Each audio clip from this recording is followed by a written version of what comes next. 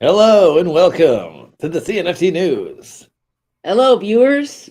Hope you're having a swell week.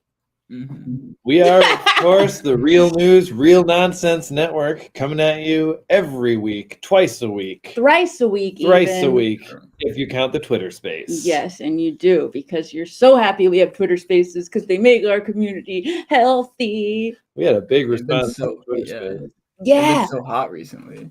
Yeah. those Like Twitter spaces. all of them, but ours too. We had 100 and 123. damn. 1, 2, 3. Never hit those numbers before. No. So hopefully that's Mr. Pistachio likes those numbers. Yeah, he was a big He fan. doesn't listen, but he just likes the number. No. He's like, go into your metaverses and bring back some profits. Yeah. As long as you bring back profits from the Bring back metaverse, numbers. Still fine. working on that. part, Yeah. But Yeah. we're certainly getting the numbers. But I've successfully kind of lied to him into. I mean, I think it's kind of true, but I've successfully kind of lied to him into tricking him into thinking that like we will not be successful without each of us on the team. So I think we have a pretty good chance of none of us getting fired because I've really tried to Solidarity. brainwash that into Yeah. him. What's up, Sean? Glad to see you. Sean.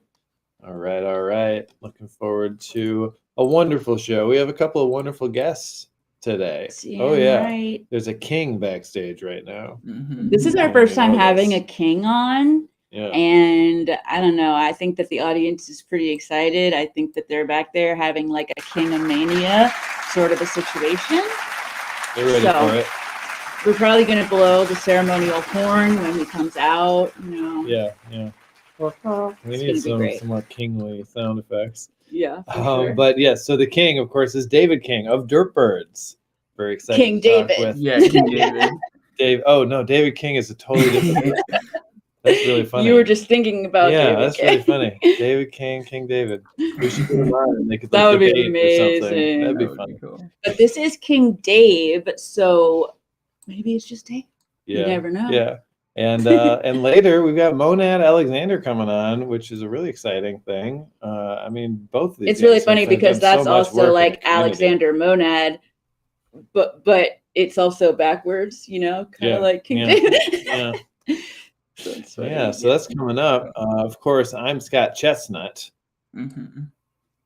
I'm Summer Horse's grave. No, I'm with Space It. Yeah, got it. All right. Yeah, so we're all here when we've got a lot of news to share today. Present. Always something interesting Oh happening. yeah.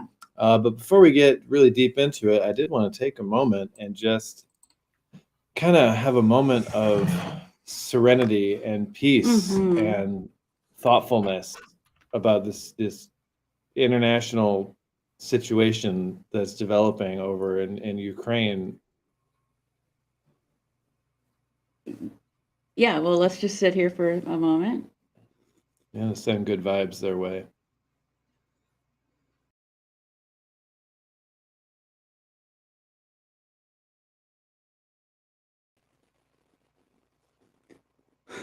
Yeah, I think it's important that, things like this happening, we don't need to get too caught up in it. Don't watch too much news, all right? You can watch some CNFT news. But even that, breathe, do what you got to do. And it's, I think it kind of reminds me to like really think about what I'm rippling out into the world because, I don't necessarily have any control over that, but I do have a lot of, we do have a lot of power in our own lives, even if it doesn't feel like it sometimes. Yeah. So, Well, we hope that it doesn't escalate yeah. much further. I mean, Yeah. obviously it's going to be a whole thing, but Yeah. the world is wild. Okay, let's talk about some news, my friends. Let's do some CNFT news. Get started. Like and subscribe. Oh, I remembered. yes. So we are streaming nice. today to our brand new Vanity URL. Yeah, that's right. So it's youtube.com/CNFT news. It's official. You guys got us there by hitting 100 subscribers during the episode on Monday. So we Yes. did it. YouTube took a couple days to realize we had done it. And now here we are. Very exciting. Awesome. So let's jump into this. And we're gonna have some giveaways today, by the way. Ooh, stick around.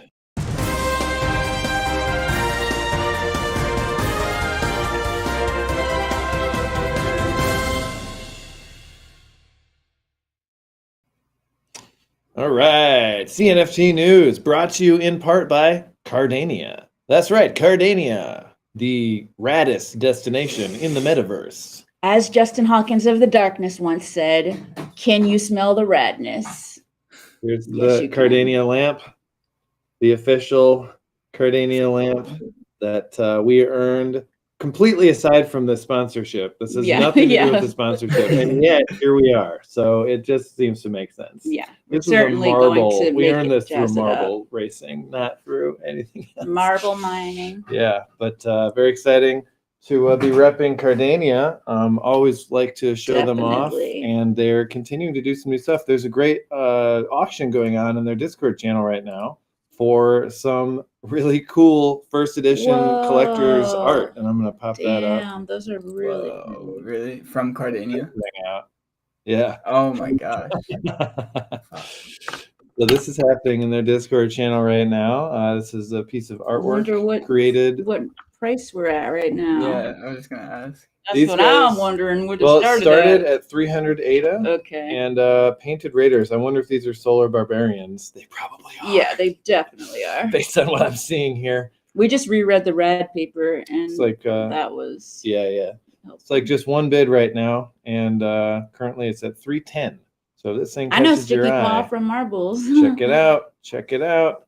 Cardania's Yeah. always got something cool going on, and they're very close to releasing their card artwork as well, which there's a lot. If you like this, get ready, because there are, well, I mean, we don't have the full inside scoop, but I do happen to know that there's at least 82 pieces of card artwork that have been delivered. And those will recently. have like the game stuff on them. Like that will have like the Yeah, it'll be like the a actions, gameplay card yeah, with okay, like a magic card, you know, the art up top Yeah. and then what it does on there. Cool. Timothy Grigsby. Yeah. All right. So check out Cardania. As always, they've got their rad tokens out there and a bunch of shit on the secondary market, terraforms, etc.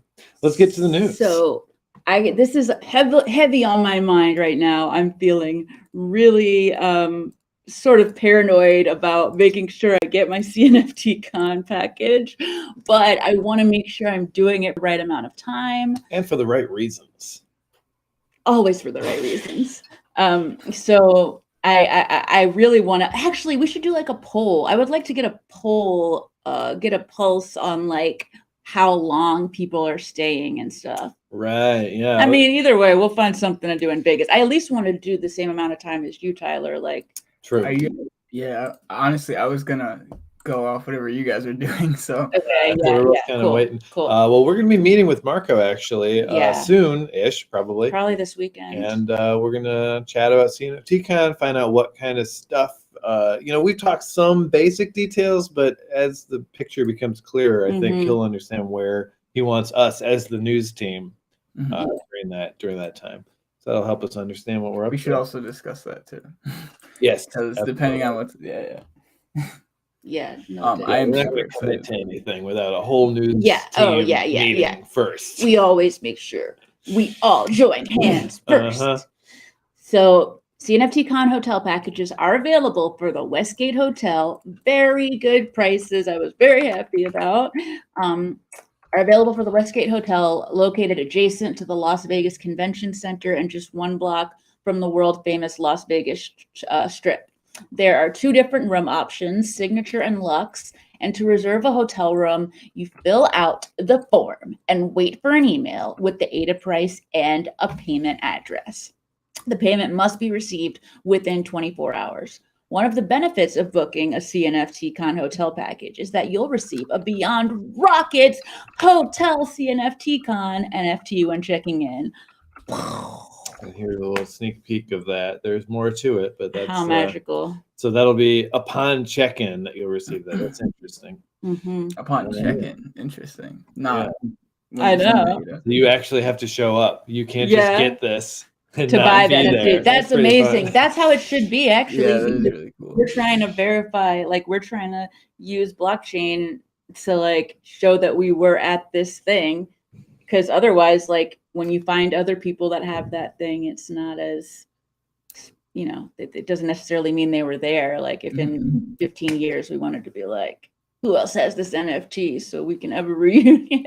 Yeah. Oh wait, CNFT Con will be the reunion. Yeah, we'll be doing year. that But every you know year. what I mean. You get what I mean. Feels like it's just one party, but this is just the beginning of a string of parties that will never end, hopefully. Yeah. Partying never ends here. Oh my God. Put Moonfly's comment up. Speaking of, we have a giveaway for some trippy lips today. That is one of the things we're giving away. Yeah.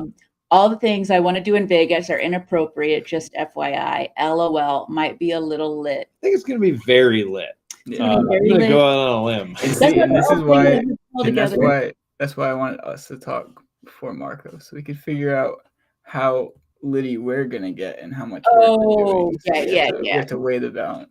I gotta live my life. Right? Oh, no, I mean, exactly. We don't want to be too committed to doing things. Yeah. You gotta be mingling and partying. I want to meet everyone. So a certain amount of, I want to do a certain amount of work and a certain amount of. I think so. Yeah, same. What's up, Valo? Thank you for dropping in from Finland, and we're sending our vibes in your direction. I feel we do have a poll going to. No way. Up top, just a simple one. If you're going to CNFT Con or not. Yes, awesome. Thank you. CNFT news. Okay, I have to pull up the YouTube stream so I can participate. Yeah, it's really cool that we are there it is. It's really cool that we're gonna have all of us at the same hotel, because then people don't have to be drunk and drive and traveling. I don't think they drive much in the Strip, anyways. Yeah, that's true. But I'm just glad. I feel it. All right, who's going? Looks like 62% of you are not going, which is a shame, but I mean, come on, of course, it's a travel. We are in the metaverse, of course. Yes. I hope that there will be, if not this year, in the future, some sort of metaversal option for CNFT Con. Yeah. There should be. How hard would that be to set up? iPads. Yeah, we had this crazy idea that if we brought iPads and we connected them to like a video chat with a number of different people, we'd have that couldn't go. Yeah, and then we would just kind of carry them around with us and then pull them out. Not though, just for like an hour, or put them, maybe have them at our at the booth or something, so people can just be there and you can talk to someone who's not at the con. I don't know if that's feasible, but it's a fun idea. I'd really like to look into that. Okay, we got to get to the news here. We got stuff a lot to do today. All right, so CNFT.io has tweeted an update that they're increasing the bundle size of a listing, so the limit will be 20 instead of 10 per bundle. They're also working on adding functionality for projects with more than one policy ID to be included in that bundle. Both of these things, I'm sure, is in response to Aeonium Sky hitting 10 blocks. And pretty soon you won't be able to bundle the full collection. So that's probably what I would imagine. That's what they're responding to. Also, Aeonium Sky's second set of blocks is a different policy ID. So both of these points are needed to do a full Aeonium sale. Just saying. And that's important. Any platform to have a full Aeonium sale. Yeah. Okay, so Stellar Hood. Now this is really interesting stuff. This is one I think we've been waiting for a while. Yeah, I mean we've been getting teased, but tell us what's up, Tyler. So Stellar Hood. Wow, the graphic is really cool too. Yeah. I just saw the graphic. So Stellar Hood is introducing their first expansion, which is titled Journey to the Stars. And you'll find and expand your star base, travel to other star systems, gather resources, and solve a galaxy-wide enigma by using the all-new Stellar Hood utility NFTs. At the end of the month, Stellar Hood card holders will all be airdropped their first star base to start their journey to the stars. You may connect your wallet to the website on February 28th to qualify for the airdrop. And after the airdrop, the NFT stores will be open to everyone. Now, I don't know what NFT stores is. I don't know what this Stellar Hood utility NFTs are. I don't know what all this is. Yeah. But I am exciting. I am so excited. My wallet either. Maybe one day. Oh, Starbases. Look, there's a section now. Oh, connect wallets. This is like updated, isn't it? Yeah. I'm gonna have to do this login situation. Hey, there's Cardania.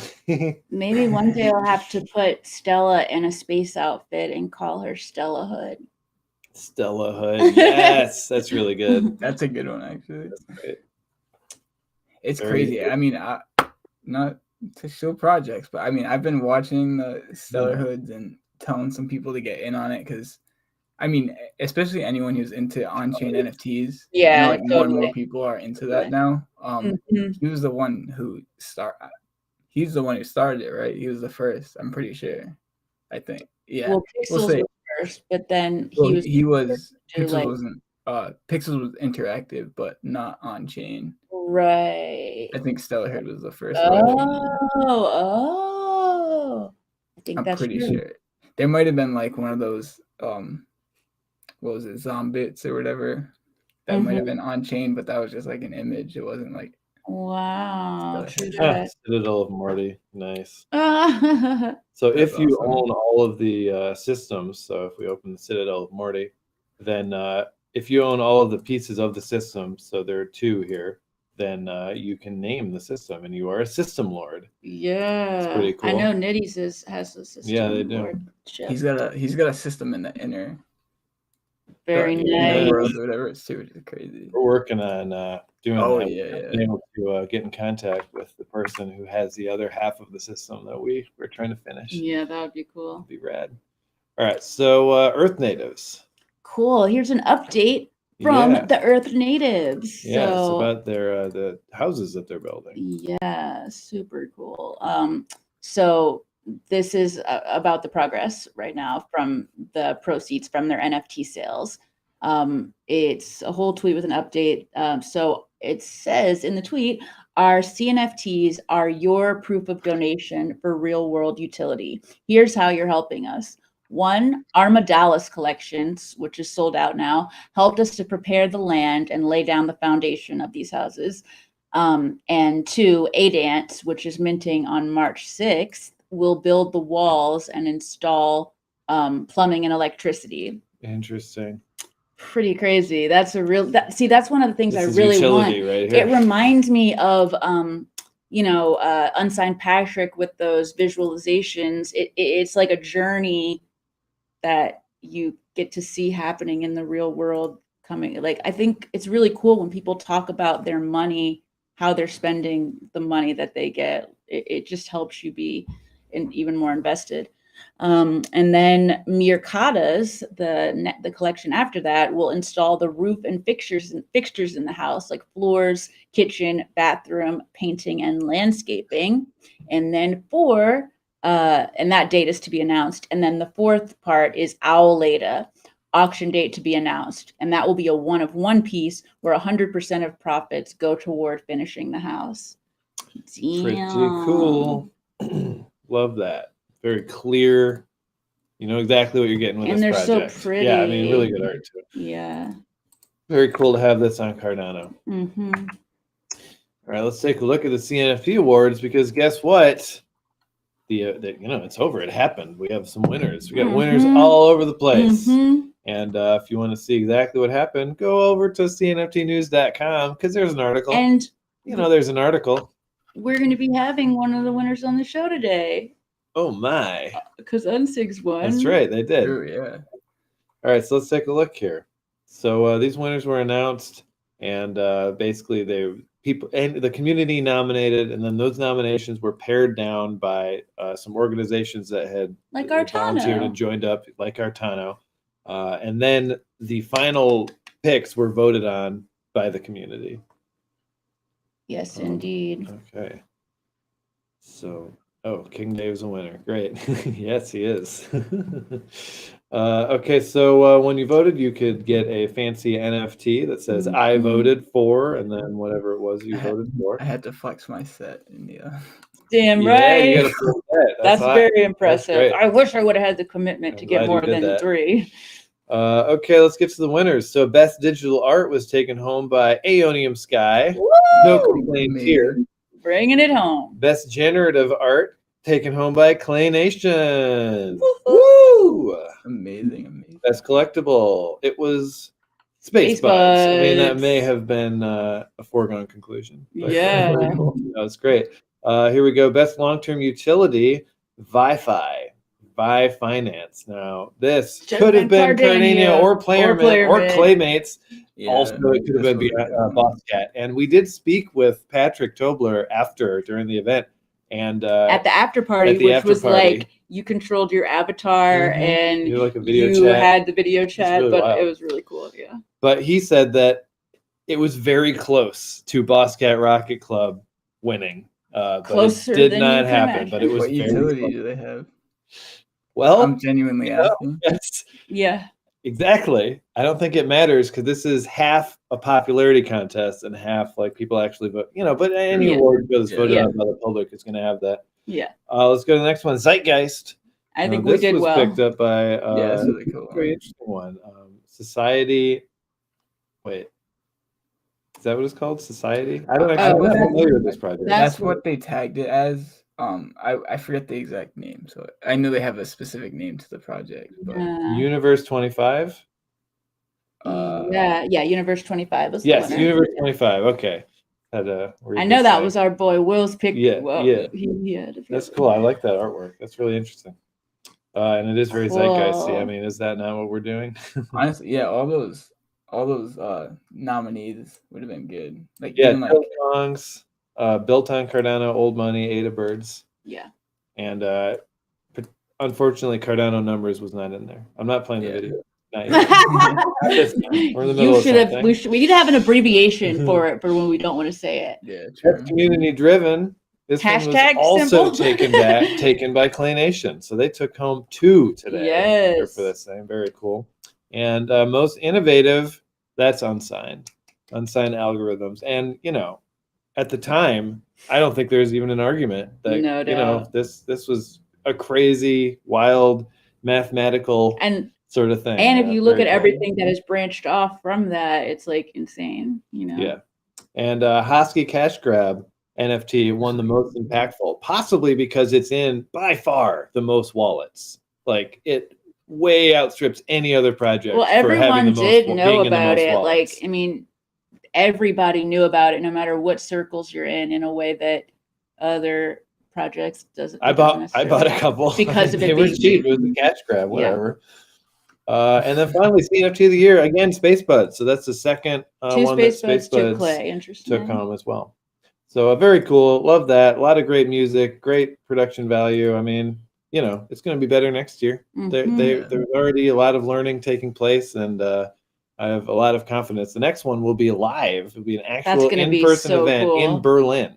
So we're going to Berlin, maybe. Tyler. Yeah, come on. Oh yeah, what happened? 2023. Come on. When else are we going to get a chance to go to an award show like that? Yeah.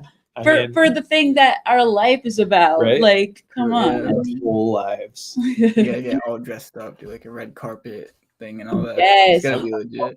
Yeah. But what I want is to do like a fancy ass dress, but with like CNFTs on it,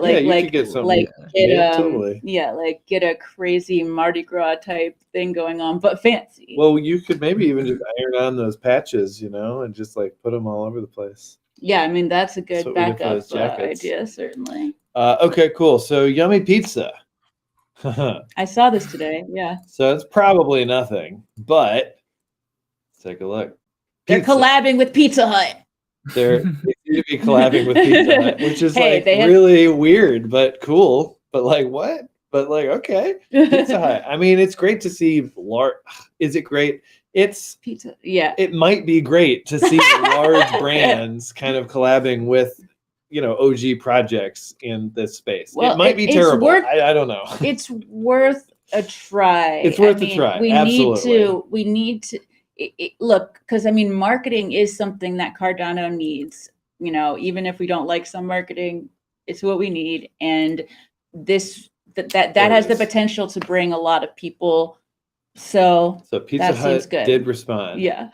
Pizza Hut did respond. Don't you feel like we are so in the future talking about Pizza Hut responding? It's like, Really funny. Table Gamer, Ninja Turtle, Triangle. All right. Well, I don't know what Pizza Hut's up to now. Yeah, right. Long time Pizza Hut's wilding these days. since I've been there. But hey, They do have a vegan pizza. it's happening. Oh, really? That's great. Mhm. All right, we're almost to the end of this segment, and then we're bringing on the King, King Dave. King. But let's take a look. So now this is fun. This is news related to us. Yeah. Sometimes that Oh, happens. man. I didn't even see this. Yeah. Neo Spank said those yummies don't look happy with their Pizza Hut slices. I think someone threw it. They pied their face with a pizza pie. Yeah. Mhm. So this is great. Oh my God, Alexander's at Taco Bell right now. He said. Oh, that makes me really want to talk about Is that it. the Pizza Hut? That's He's how at the Taco one Bell. of my favorite songs starts. Well, that's what he's doing. Oh yeah. Okay, cool. So 8 Atoms and Nudes were on the show a couple weeks ago, and they have minted their interview segment with us as a fungible token with 69 million tokens to it. So 69. and apparently they're doing this, and I thought, oh, what a novel thing, how many other 50-minute videos are there as fungible True. tokens? Apparently a lot, because that's what they're doing with Alexandria. Yeah. That's one of the things Yeah. they're doing with the Alexandria project that they're working on here, which is to kind of A library. it's building a library of assets on the blockchain, which is great, and it's really an honor to be a part of it. It's really cool. Is there Love a way to get one of those, or is that just for I the think library? they sent some to us. I haven't checked the wallet. Let me see. So we should be able to maybe give some of these away. Oh, that would be awesome. They gave us. This is great. Actually, let me pop this up. Wow. God. You're gonna get a sneak peek at the PNS nutsack. Yeah, here's our nutsack, and they gave us 42,069,420. That is Holy shit. crazy. So 420, 69, 420. Well, we got to give one is away what we've today. got. We'll give one away today. Maybe we'll give 1 million away today. It's like a damn Hosky token. We could give away 69,000 at a time, right? I mean, that seems okay. We've got millions of them after all. Yeah. I mean, maybe one time Also we got could some get trippy lips that we're 69,000. going to be giving away. So get ready for that, people. At least one. Get ready. Yeah. All right. And I have the questions ready. 3 more segments, and we're almost there to the king. We're so close. 3 more subsegments. Subsegments, exactly. Ugly Bros have released their roadmap. Let's take a look at what that could mean for us. Tyler? Yeah, Tyler, do you want to? One sec. Sorry, I pulled down. I can do the next one. I just. Oh, Yeah, sure, okay. absolutely. So Season 1 CNFT holders will have wallets whitelisted for collections released on other blockchains, which is very interesting. These drops will not be Ugly Bros related. Also very interesting. Mm-hmm. Once Season 2 for Ugly Bros is finalized and launched, the Ugly Bros will increase their marketing efforts, including having booths at different expos, CNFTCon perhaps, live galleries, and social media marketing. There's also plans for a stake pool and an animation shorts. Ooh. Ugly potions are also in the Oh. works. There'll be 4 different evolutions available. More info on this after the Season 2 drop. Ugly Bro holders will be airdrop metaverse compatible assets, although this is contingent on the development of metaverse projects. So this is kind of future stuff. Mm-hmm. There's also plans for merch and an ugly token. Nice. So lots of cool stuff. And as you can see, they put cute quarters and dates, which is always appreciated. If they really think they can stick to that, then great. I really like that Ugly Bro in the bottom left with the boom box and the purple hair. Oh, man. Yeah, that's a cool one. All right, well, let's go to the Chilled Kong's roadmap. Another roadmap. Yeah, some cool artwork with this one too. Holders, Chilled Kong holders, have a chance to receive a magic shroom that can be used to transform their Kong's original traits, generating a brand new Magic Kong NFT. Ooh. Sounds interesting. Ooh la la. So there will be an airdrop of cozy, stylish clothes and some vehicles for the road. More details will be released soon. Looking at the roadmap, it seems like they're planning for about March. Planning for merch, in-chain collabs, 3D Kongs, music events, and Kong's Garage. See the events page Not over sure there. what that is, but Yeah, I mean, this artwork, I think, they got gives CNFT Con on there. more clues to us than maybe the words that they give us, because you can kind of see the deets Totally. going on, the garage. Oh yeah, they got a little half I built do car. love the idea of a This is roadmap, great. an illustrated roadmap. Like how much They're more very pretty. how much more fun is that to take in? Yeah. You know, like I like that a lot. I'm a This is fan. really cool. All right. Well, I know you've all been waiting for it, and so it's time. It's time now to welcome the king. Blow the horn. We should get a horn. We should have a horn. Are you guys ready out there? It's hilarious. Come on now. There you are. Okay, here we go. I think it's time to welcome the one, the only King Dave.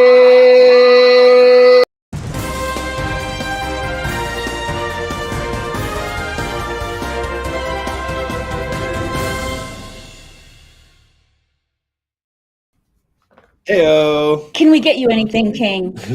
I'm set here with my kingly Oh, mug. Kingly vessel. What? Yeah, What's you the got back these CNFT news mugs though. It looks pretty sharp as well. Mine's Come on. You're looking pretty Yeah, good. we and got looked a out. cool mug. Yeah, right. all cohesive. By the way, Making what's that horn sound from? It's voice mod. It's my sound years effect of board, you know? practice. I can do it if I put my fingers in just the right. There you go. There Really you go. difficult. Perfect. Very Hold up. Let me get my background. Oh my Oh, God! yeah, you wanna Yes, see yes, that. please. Yeah, you And got it actually, tricked out King back Dave there. is in a different part of this news studio right now, Yeah, he's in the and building. that's why the colors really Mhm. appropriate. It's branded. It's very, very comfy back. Yeah, exactly. I think we're all on the same page here. So, welcome to the show. Thank you so much for joining us. This is your first time on, and Yes. we're Thanks for having me on. excited. Yeah, exactly. And we can't wait to hear about how you came into this community and You were teasing us backstage Yeah, with some juicy stories. There's some real hot goss for sure. Like it's all kinds of stuff that's sort of in the story of Derp Birds. So really stoked to get into it. Yeah. Great. Well, let's start at the beginning. We'll gather how around did it, the throne. what was the first The thing? impetus. How did the ball get rolling here? I'll speed over like some of the generic stuff. It seems like a lot of people share a very similar background. Like before they launched their own project. So I've been into crypto for years. Got into NFTs like early 2021, mostly on Ethereum initially. Didn't quite burn my tokens like I heard you guys did, but I got into Ethereum NFTs, was a huge fan of Cardano, and then didn't really, there's that whole joke about like, oh wait, Cardano has NFTs. Like, Yeah. I didn't hear about them until later, right? Like I guess it was like August or something when I was like starting to pick up on Cardano NFTs. So yeah. It's crazy how like there are certain times where a lot of awesome people seem to come in, and I feel like right around waves. that time was the time you came in was one of those. I wonder what it was, because like I know September was an explosive month for Cardano NFTs, right? Like we launched in September, but a lot of projects that actually I was playing with the numbers a few weeks ago. There were more projects that launched in September that made it into the top 10 than like any other month of launches. That's really interesting. Yeah, so you had like in Universe, Derp Birds hit number 10 for like 3 days, and then Good Charlotte Nation and Zombie Chains sort of moved out of that spot real quick. But there was Universe in September, Baby Alien Club, Clay Nation. There's one other, Tiger Society. All those were September launches, all made it to the top 10. So September was a wild time. And I've thought as well, like, what was it? I don't know if it was like all the hype around smart contracts about to come online, or was it Coco Loco? That was very memeable. Yes. I mean, you just a little bit of both. I forget his last name. The science and the culture. Right. Huge influencer, right? Tons of followers, especially in the Cardano space, right? And so like I think him launching an NFT project brought a lot of Cardano holders and fans into NFTs just because he was doing it. And I think it has something to do with that. So yeah, that's a really good point. Yeah, All the unfortunate. people What just got happened. brought in and then just dropped. Exactly. Like Yeah. he did his part. We can't hate him that much because he did bring a lot of new people into the space. And actually, even with the Dirtbirds community, there are a lot of people. Not only are there some jokes, like you still have a lot of like Coco Loco, like lingering jokes in the Dirtbirds community, but also there's still some people who are rocking their Coco Locos. I still have quite a few, Coco Locos. So yeah, we did actually where we came from. Right. Yeah. We did a right. It was right around the time that he was officially rug pulling. Right when he came out and said, "Thanks for participating in our experiment." Like that. We did a Coco No like Derp, like it just has a T-shirt and he has like palm tree hair and it just says Coco No. And yeah, that's we never minted anything like that, but we sort of. It's funny. Mona just said he went and ate at a restaurant called Coco Loco. He was walking down the street, and he said it was really good. That's really funny. That's hilarious. Okay. So I've been really interested in NFTs, been in crypto for years, and then had been trying to get a lot of my friends more involved in crypto. And a lot of them were super resistant. They didn't really understand it. But I work in tech, by the way. I'm a product designer by grade, background in like UI, UX, that kind of thing. And still rocking the day job. It's very tough. Right there with you. Yeah. It's so brutal. Oh, yeah. No, I've got very little free time at this point because the day job. But basically they were interested. I was able to get some of these friends interested in NFTs. I wanted to build something do something in crypto. NFTs seemed like an easy way to sort of start getting involved and start building out from there. So we launched Dirtbirds. I talked to them on August 31st and we launched on September 17th. So we built all of our own tech, did all of it in a few weeks. It was quite wild. So that sometimes that's the best time. I mean, sometimes that it gets you going the most, and you're like, let's crunch, let's go, and you feel it viscerally around you. And I think that there's something to be said about, and sorry, this is a super boring comment, but there's something to be said about the time it takes to complete something is equal to the amount of time given to complete it. So we just basically said, look, let's just try for this particular day. And we wanted to go before smart contracts, and we basically made it happen. But it does seem like everything since then has taken substantially longer to build. Initial launch, but oh man, yeah. Well, I'd love to hear a little bit about the Derp philosophy. Tell us a little bit what you would want people that are new to the project to know about it, that sort of a thing. So Dirtbirds, let's be honest, it's been 5-6 months now or something, and most projects sort of have. I mean, obviously, there's a lot of projects that were around before us, but most projects at this point, either a lot of the projects that launched in September, a lot of them are no longer around. A lot of them, I think September still had more project drops than any other, and so at this point, 5-6 months plus. You sort of have your thing, right? That your project's known for. It's sort of what's important to you. And for Dirtbirds from the beginning, it's been, and I know every project says this, but it's been community first and foremost, and they've influenced a lot of what we've done since then. But what Dirtbirds is sort of trying to do is to sort of gamify the entire sort of NFT experience. So you think about what's involved with NFTs. A lot of it is obviously collecting the NFTs themselves, right? But a big part of it's the socialization aspect as well, like we're doing now. There's Twitter, there's Discord. And so that's a big part of, we've tried to gamify that experience. So Dirtbirds, we're the gamified NFT collecting experience. We have this pretty robust achievement system.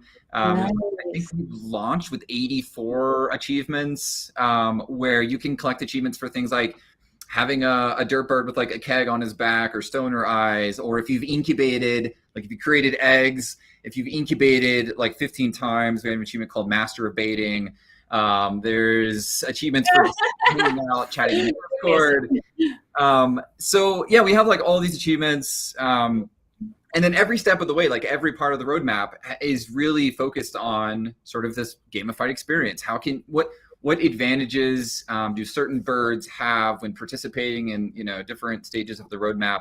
And so again, we've tried to create something that if you're involved in the project and if you're hanging out in Discord and if you're like really getting involved in the roadmap and reading all of the, everything that we put out, you definitely have an advantage in knowing like what's coming up on the roadmap and what's going to give you the biggest benefit. So yeah, I guess that's not a super direct answer to your question, but yeah, for people who are coming, maybe if you're brand new to the Cardano NFT space, there are people who are looking for like purely sort of like art, right? Just want art. There are people who want just community. There are people who want utility. And I would say Derp is like definitely not for like the pure art collector, right? We never intended on it being a high-end art collection. We never claimed that it was. We've always said we're sort of a gamified NFT collecting experience that's focused on community.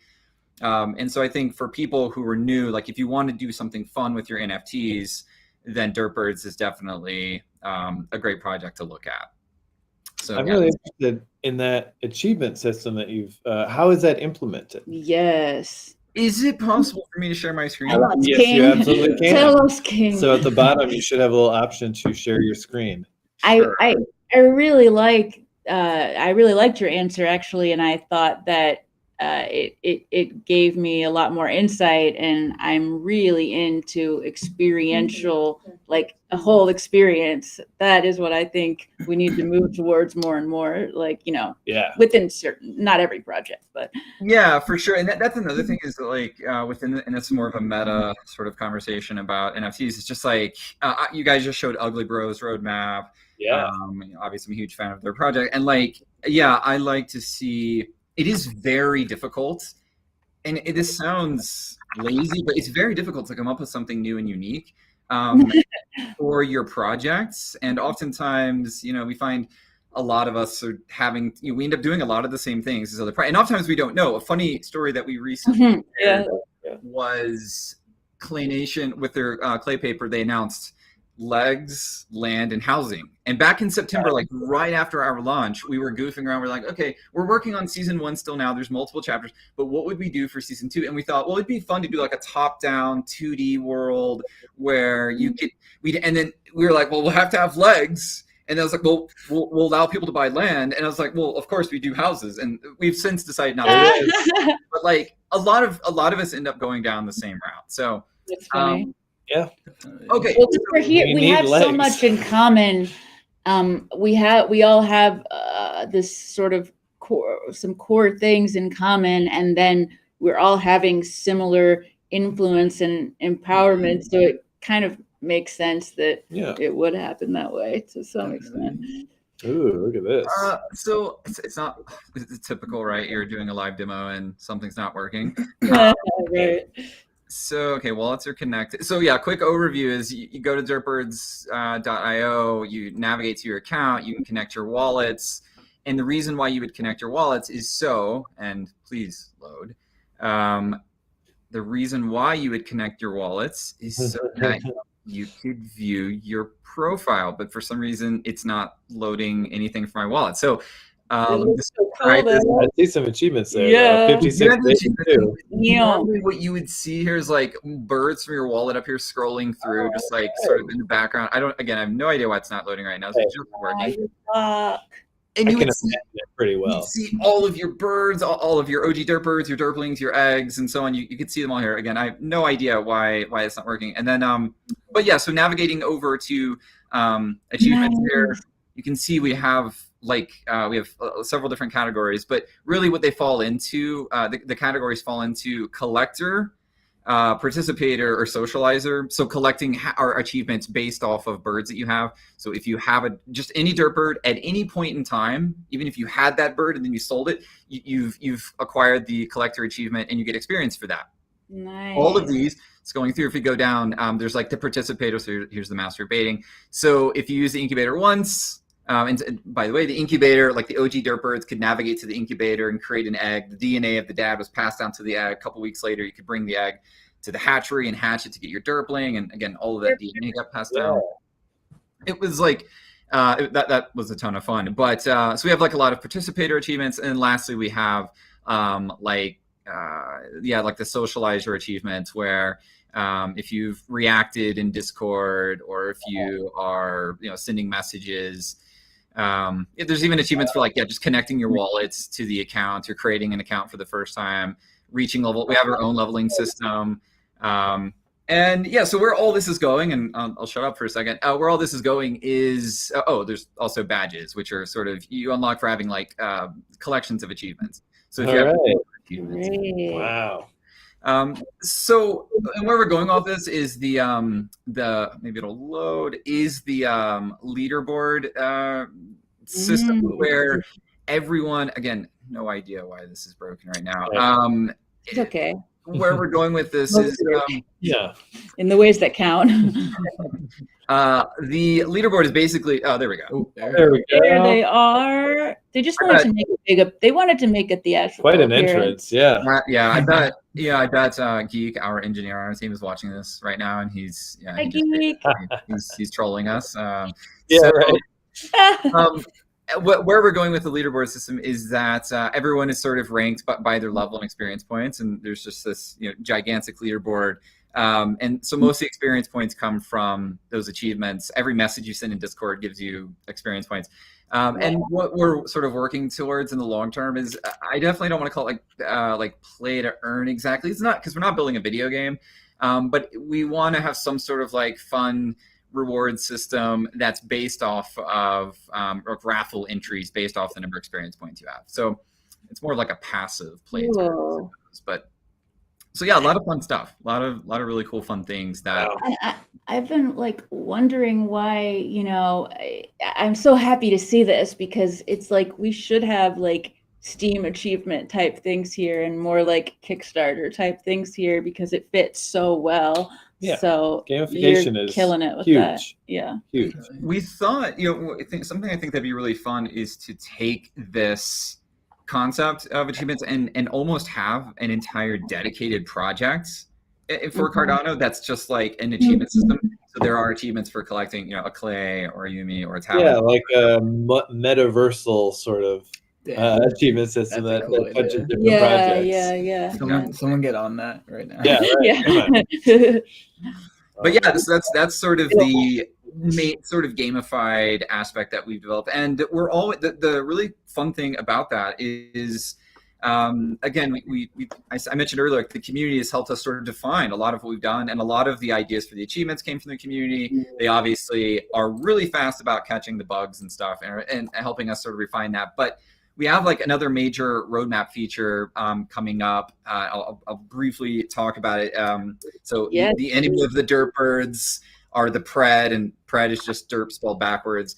And they're sort of like coming from space. So it's your whole like, typical sort of enemy, alien type deal.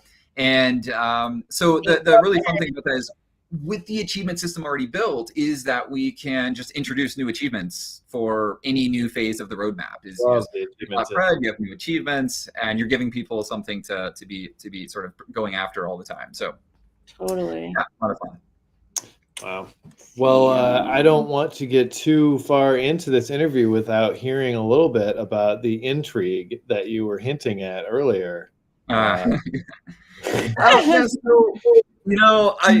said we'd never talk about this, and I have no reason to bring it up right now other than I hinted at it earlier, and now I feel like I have to. You want to remain a mystery? We won't name names or anything, but I was just thinking, there's so much going on in space, right? Like I don't like the tribalism and such that sort of sneaks into our space from time to time, and we would hate if we feel like we'd ever contributed to that in any way. So I definitely don't ever want to say anything or do anything, because we do love the whole community. We're out there, as much as we love specifically the Derpers community as well, it's all one gigantic community, right? Totally. We're holding Derps, we're holding Yumis and Clays and Zombies, and so it's one gigantic community. But there are all of these like challenges and such with like launching a project, and there's perceptions about what makes a project successful. And one story that we've never told, but I think some people in the community, especially from like back in September, are probably aware of this, is shortly after our initial drop back in like September 17th, 16th, I think it was, there was another project that launched around the same time that really didn't like Derp for whatever reason. I think it was the artwork, like that really rubbed them the wrong way or something. And so there were, I don't think it was the team.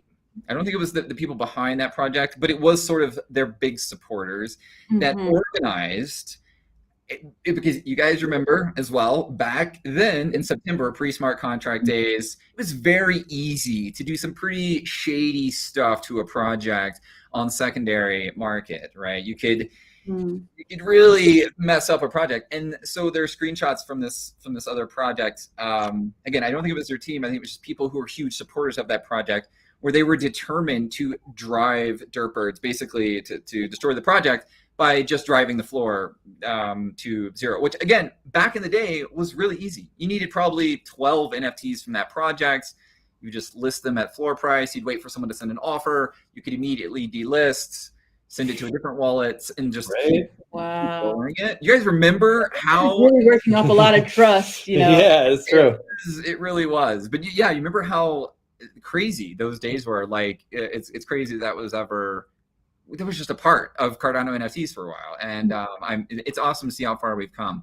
But yeah, that was a thing that happened that we struggled with for about 6 weeks or so, and yeah, not something we ever really talked about, but I don't think a lot of people know about it. But it was part of the Derp history, is sort of overcoming that. So I think that's a good thing in a way. Like, I don't know. I just, whenever I see people that have had a challenge like that and obviously come out of it, I'm just like, it was definitely a good thing.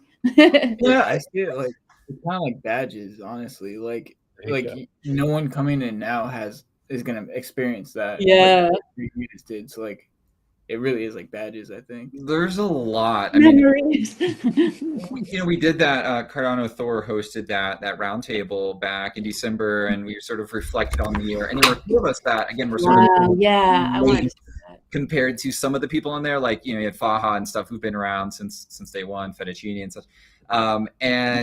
It was interesting to hear like the way that people were minting back. It was just like a random address in a Google Doc, for example. And now, not only do collectors have a different experience, but projects themselves have awesome, tools and such to use. Ads and people are getting help. Yeah. Which, by the way, I know that if there are any Derp members who are viewing this, they're going to kill me if we don't talk about multi-sig, because that's always a big part of sort of the discussion about Derp is also multi-sig transactions. So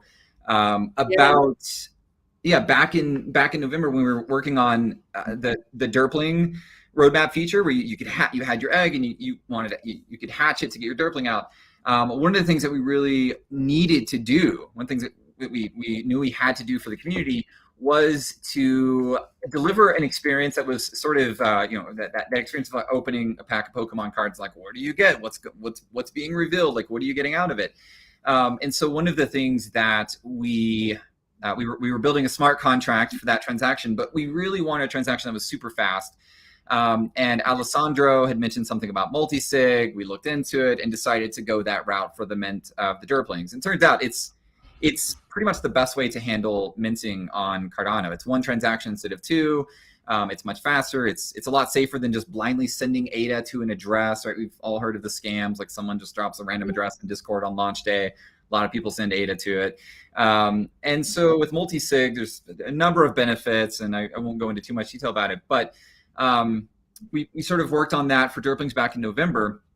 And now we are, we partnered with Cornucopias. We're actually working on helping them with all of their minting, or at least minting for their first several drops.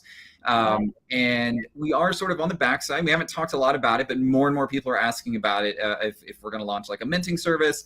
And so we're sort of exploring that now. We've put a tremendous amount of time and effort and reinvested pretty much everything that we've earned like back into this system to launch a multi-segmenting system. And it's coming along. It's coming along. There's gonna be a lot of tests coming up, right, including cornucopias. Like, if you're curious about what this minting experience looks like, check out. We will be there for sure. You know it. Yeah. We got to get in on these badges more for sure. Yeah, I love that. That's so cool. Are there plans to like allow minting of a certain achievement NFT or something after you've reached a level or done, a badge or something? There's just like with the foundation there's so much you could do with it, right? Yeah. Like there are a lot of projects that do like Mutant Crocs and such that, for example, they're passing back royalties from their marketplace like to holders. And if we launch a minting service, like we've thought about, is there a way for us to sort of do something similar, but based off of, what we would earn from the service, for the minting service. But rather than doing something like, not that there's anything wrong with the way that Mutant Crocs did it or anything, but we already have this gamified system built. So it makes a lot of sense for us to sort of look at that and say, yeah, why not go ahead and use this system that's already been developed and built and use that for the mechanism that sort of dictates like, what people could earn or whatever from sort of, playing the Derp Birds game. But yeah. Also do the metaversal achievements. I'm kidding. Yeah.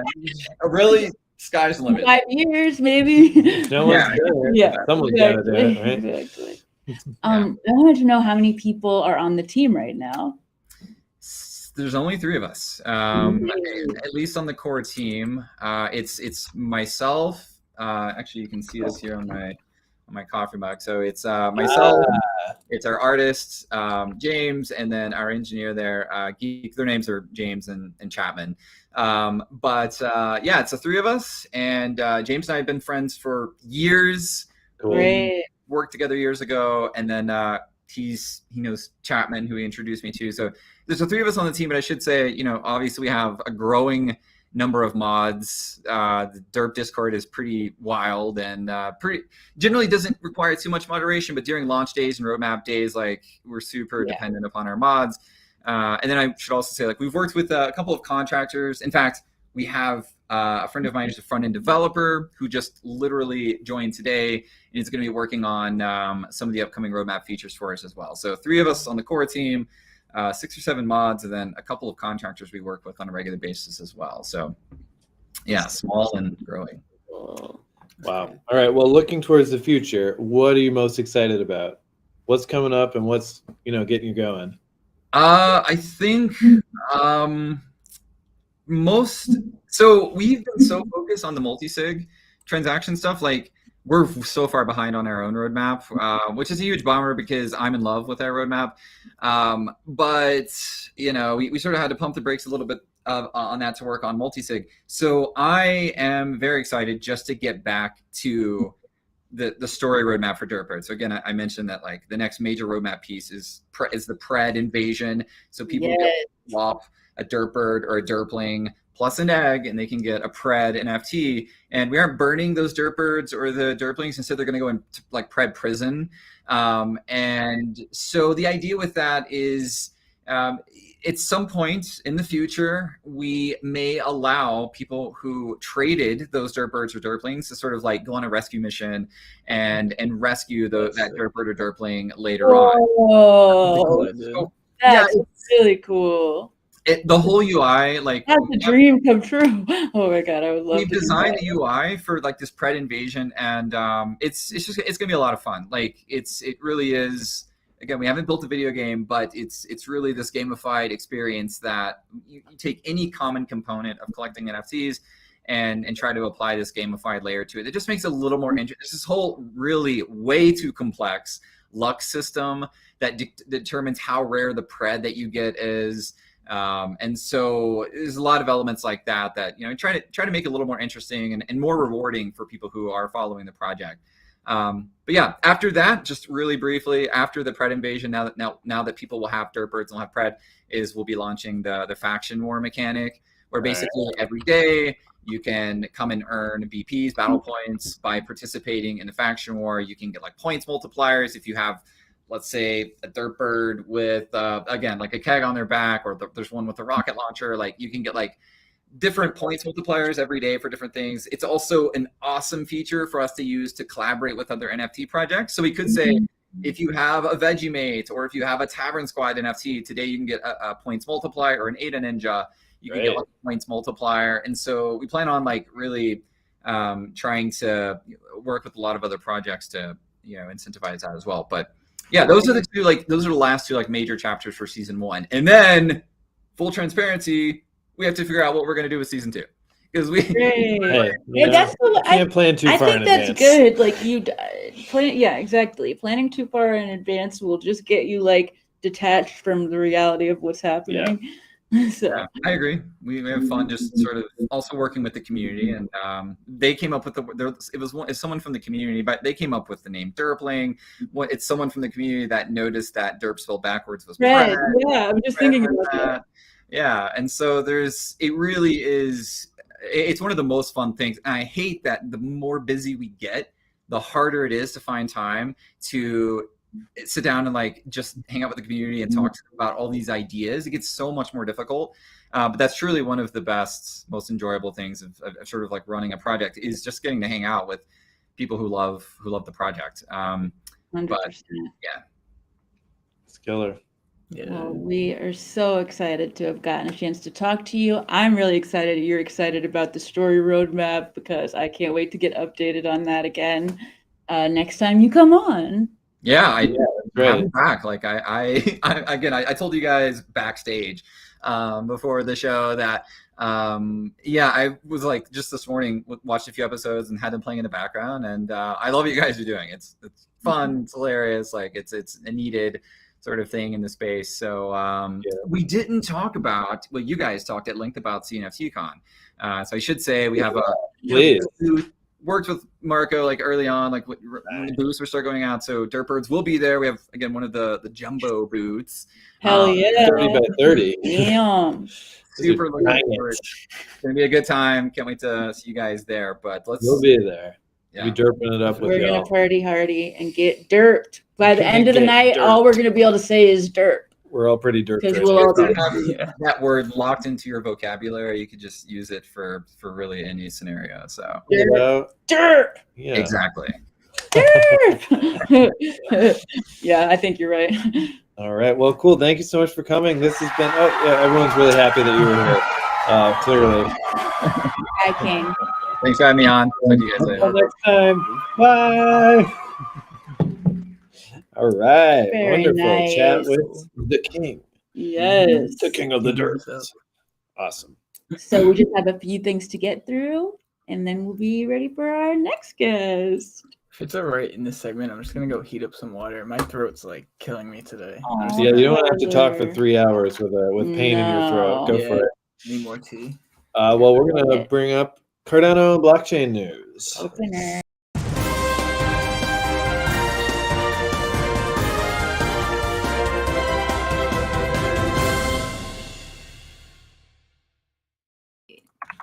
All right. Well, let's. I guess I'll just send him backstage. Ooh, look how big we are. It's rare that we're Stella. Oh, she yeah. had a wardrobe malfunction. I guess we could talk about the Stella card also. Oh, yeah. So as usual, we have a Stella card. We mint a 1 of 1 every week with a different costume that Stella wears, and from one of our many boxes. She's going full Mardi Gras. Clothes. Those of you who don't know, Mardi Gras is happening on the anniversary of the Merry Hard Fork on March 1st. It is in less crazy. than a week. So this marks the last day that we're going to be really coherent for a while, and then we're going to have Pete, the producer, and Monique have to come on with sunglasses. Yeah, the Monday show might be a little but it's going to be a lot of fun. We'll actually have like 5 people coming on, 5 different groups. So really, it's going to be an extravaganza. Captain Murphy, if you would. It's an extravaganza. There it is. So anyways, let's take a look at what's happening with Cardano and blockchain news. Boys back. So, we'll talk about the Stella card later when we're doing the giveaways. Yeah. But OpenSea had some troubles. Yes. So there was a phishing attack. It happened recently. Fishing in the sea. Yeah, and guess what? 17 users were targeted, and they were whales apparently, because out of these 17, these attackers basically stole 250 or more NFTs that were worth $1.7 million. Damn. There's further details in this article, but I heard, it's interesting. I heard the reason.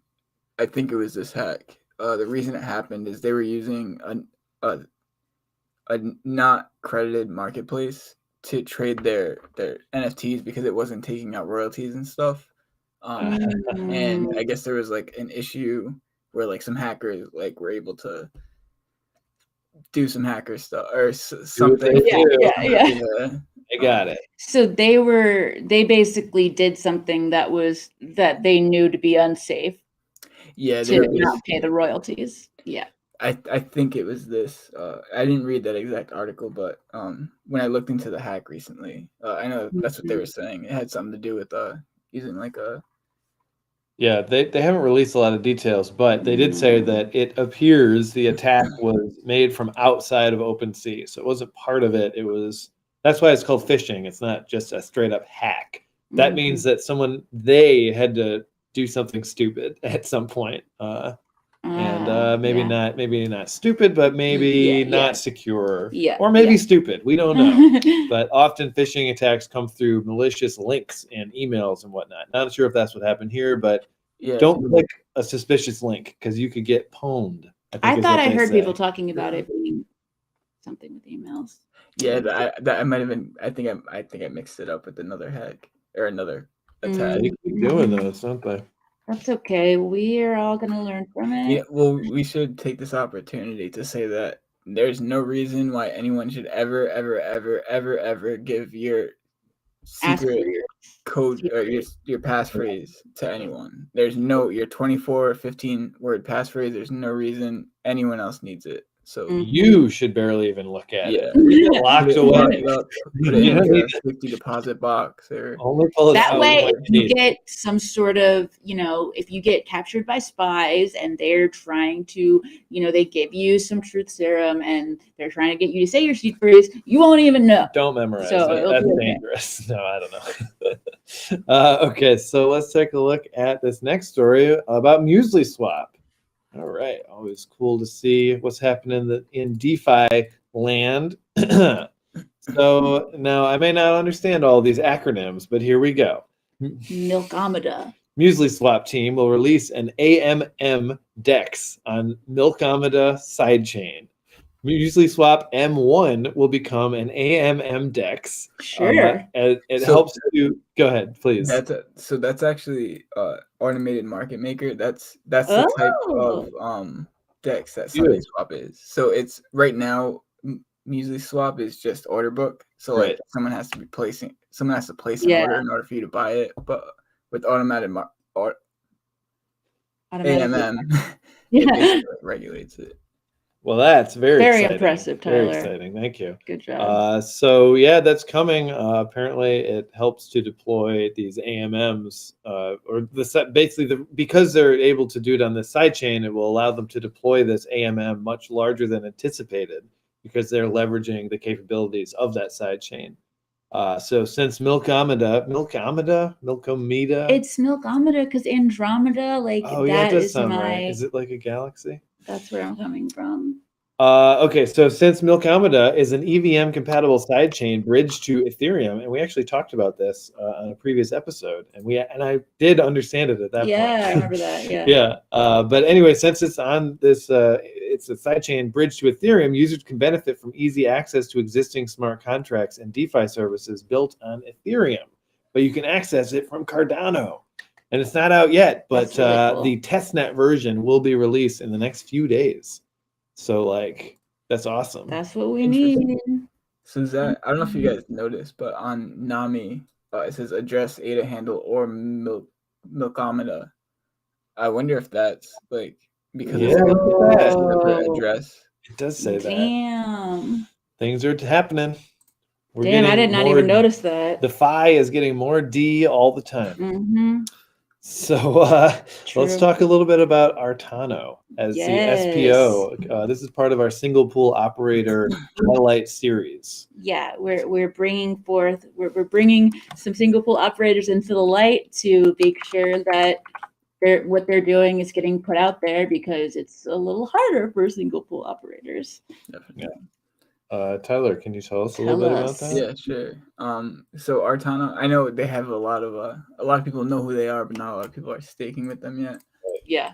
And they've been had a stake pool for a while. But the reason we wanted to share is we like sharing stake pools that are offering something to the people delegated. Yeah. And Artano is one of them. If you're staked with Artano, you get drip drops of Arta tokens, which are like the governance token of Artano. But yeah, so that's the big thing you get from Artano, the Artano stake pool. And that's the governance token. You get Arta, right? Now, right. I tried to find information about this through their Twitter or their website, and I couldn't find anything about their stake pool. Is there a way to find more information that we can share with folks? Yeah. It might be a little buried. Yeah, maybe so. That would be rad.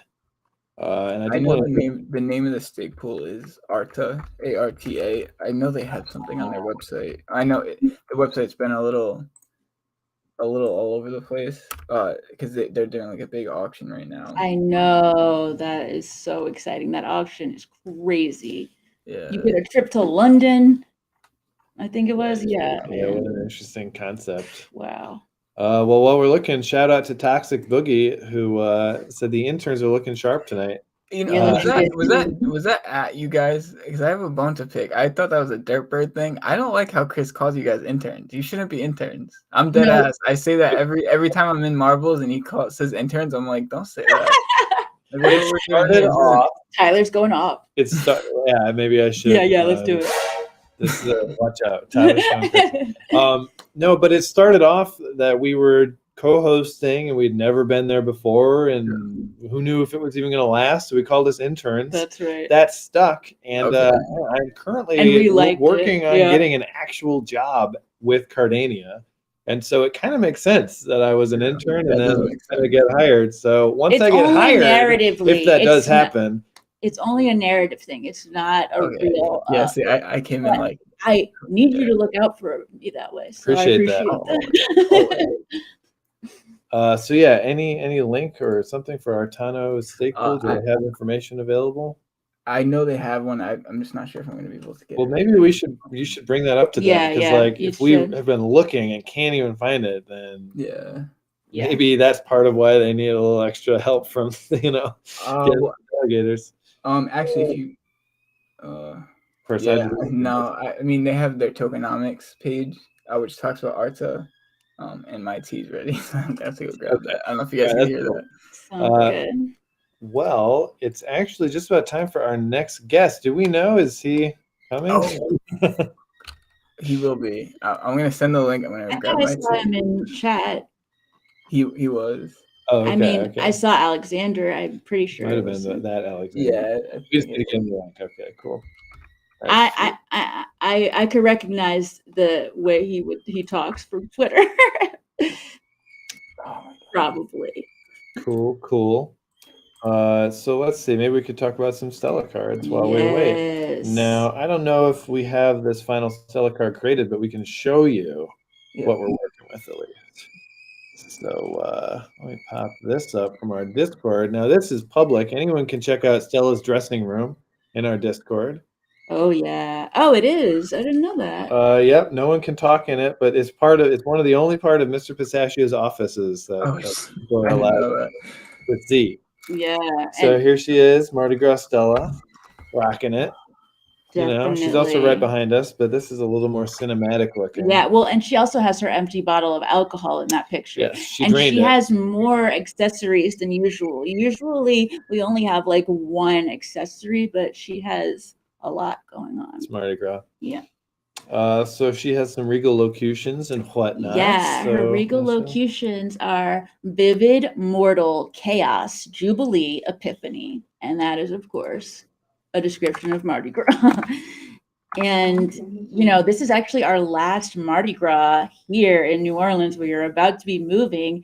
And Stella had a lot of really tearful, deep things to say about this. So I'll read it. The immortal spirit of New Orleans, an intoxicating wave of heat and delicious smells. I wouldn't be surprised to learn it was home to a trickster god who left something in the air when he left this place. You see, NOLA can help you become the best version of yourself with its friendly warmth and endless culture, or it can suck you down into the sewers like a forgotten pair of plastic Mardi Gras beads. It's Carnival, a time for fun, expression, and even escape. Now get dressed crazy and let's walk down to the neutral ground for the parade. Laissez bon temps rouler, because Stella speaks French, of course, and that means let the good times roll. What can't Stella do? Will her talents ever stop emerging? True. Don't care if you're young or old. Exactly. Let the good times roll. All right. So I'm not sure where or what the status is on our special guest, but as soon as that's ready. Yeah, I'm we'll sorry. take it away. Oh, wait. He's watching right now. I apologize. Okay. That's all good. We got there. All right. So here we go. It's time. Wait. I got to hear about the audience because we didn't tell them until right before that he was coming on. And I think that they started freaking out a little bit. You guys are ready? So synchronized. Are you guys ready? Monad Alexander, here we go.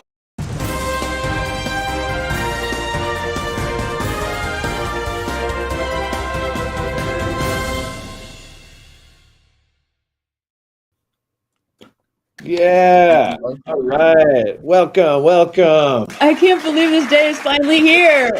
I know, right? We've known you for so long without getting to meet you. It's been like circling each other. Kind of. I need to borrow a wig. I don't have any more anymore. So you guys normally I'm right there with you. Yeah. But Mr. Pistachio is sprung for this fine specimen, and I'm feeling pretty good today. We have a pile of 5 wigs right there. Like literally, they're just like piled up. Yeah, we'll send you something. Well, welcome. This is so cool. I think that's probably pretty common in New Orleans. Yeah, everyone has a closet. We're not the only house with a big pile of wigs in there somewhere. Although we have much more now with the news than we ever did for That's Mardi true. Gras. We're kind of leaning into the whole wig thing nowadays. It works for you guys. So thank you. Well, hey, congrats. We could go with Tyler's headband. Maybe that might work better. I could. That would be pretty badass. Well, I wanted to congratulate you on winning your CNFT award. I mean, it's so cool, right? We got that vote in. Yeah. You definitely. I was actually more happy with Tyler's Kanye tweet than the award because I think that a little bit captured the spirit of probably what I was going for. So thank you, Tyler, for that. I didn't get to see it. Yes, tell us. Oh, I'll pull it up real quick. Oh, so yeah, basically, great. I was hoping at first Unsigs was gonna win most best generative. Yeah. But Claymates ended up getting that one, and then Unsigs got best most innovative, which I think also makes sense too. It might make more sense, honestly. But I just tweeted out. At least as much sense. Yeah. Yeah. I mean, I didn't think much made sense. I appreciated that everybody ran it and everybody liked it, but I didn't understand. It felt a little bit like Teen Choice Awards to me. It was. No, it absolutely was. Yeah. You're right. Yeah. And I think there's a space for both kinds of things. Like you can have like a prestigious, like serious kind of award show, or you can do like the community choice thing. But I think it's hard to hybridize that because it kind of takes maybe like the worst parts of both of them and gives you this weird thing. Of course, probably can't support 2 separate award shows right now. So right. Well, they're going to do. Hopefully, they're learning from what they did, and next year, who knows? I know. Let's all go to We're all going to Berlin. Yeah. You going to CNFT? That's an CNFT? excuse to go to Berlin, anyways. Yeah. You're going to CNFT. Everybody's effort was amazing, and for the community, I'm sure it meant a lot to kind of see everything that was going on and to celebrate kind of thing. So that was quite fun. Oh, this is great, Tyler. Oh my god! Yeah, I just copied the Kanye thing, but I think what was really cool about perfect. Yeah. So perfect. Yeah, get the full screen. Oh my god, this is the most hilarious thing ever, Tyler. Oh, wow. I felt it. Oh my God, Beyonce moment over there. Dude, that's great. I think one thing that was really cool about the event and having unsigs in there specifically was, I think you saw it, that one tweet that someone saw the black square in the nomination panel and they were like, what is this? Like what the hell? Why is this in there? And then it sparked like this whole conversation about like what unsigs are and like why that black NFT is like so significant to the project. You were on the nomination panel, weren't you, Tyler? You were discussing them. So I was helping. I was on the Artano one, so like helping out because they were one of the sponsors. But like once it like went to the public and it was like public voting, it was like really interesting to see newcomers in the space talking about. Yeah. That reminds me of those old days so much. Yeah, I mean, it was funny listening a little bit about Derp in September.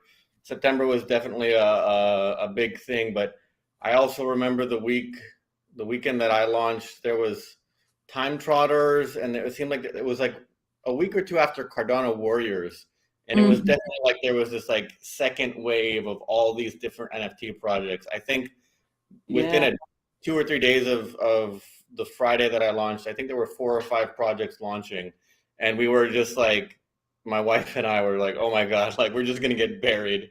There's no way anyone is gonna pay any attention to these like, gradients, like colorful MS Paint gradients, and it's just been. It's so nice when you're wrong. In that way. It's lovely being wrong. It's been quite a journey. Tyler, are you pulling something up for us? Yeah, I was just gonna show some unsigs because probably some people. Good point. Yeah, take a look. I remember when it was so beautiful, just like your entire world was painted with unsigs on Twitter. It was like they were all over. I'll just like never forget that as like the early days of all of this.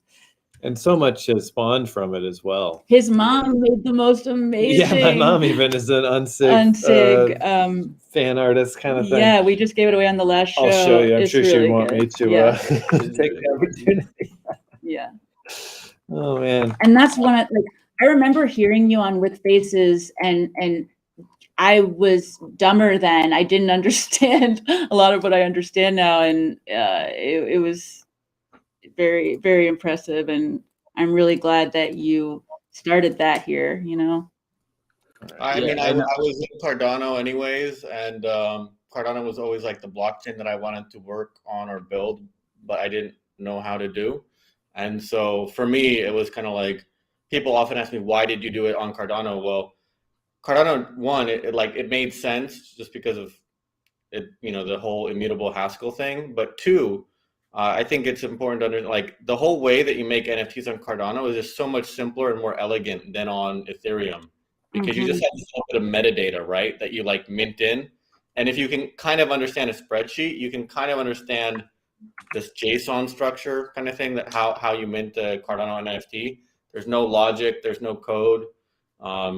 And it made it much simpler for me to understand rather than having to wrap it around in a ERC 721 mint contract and all this kind of stuff. So, yeah.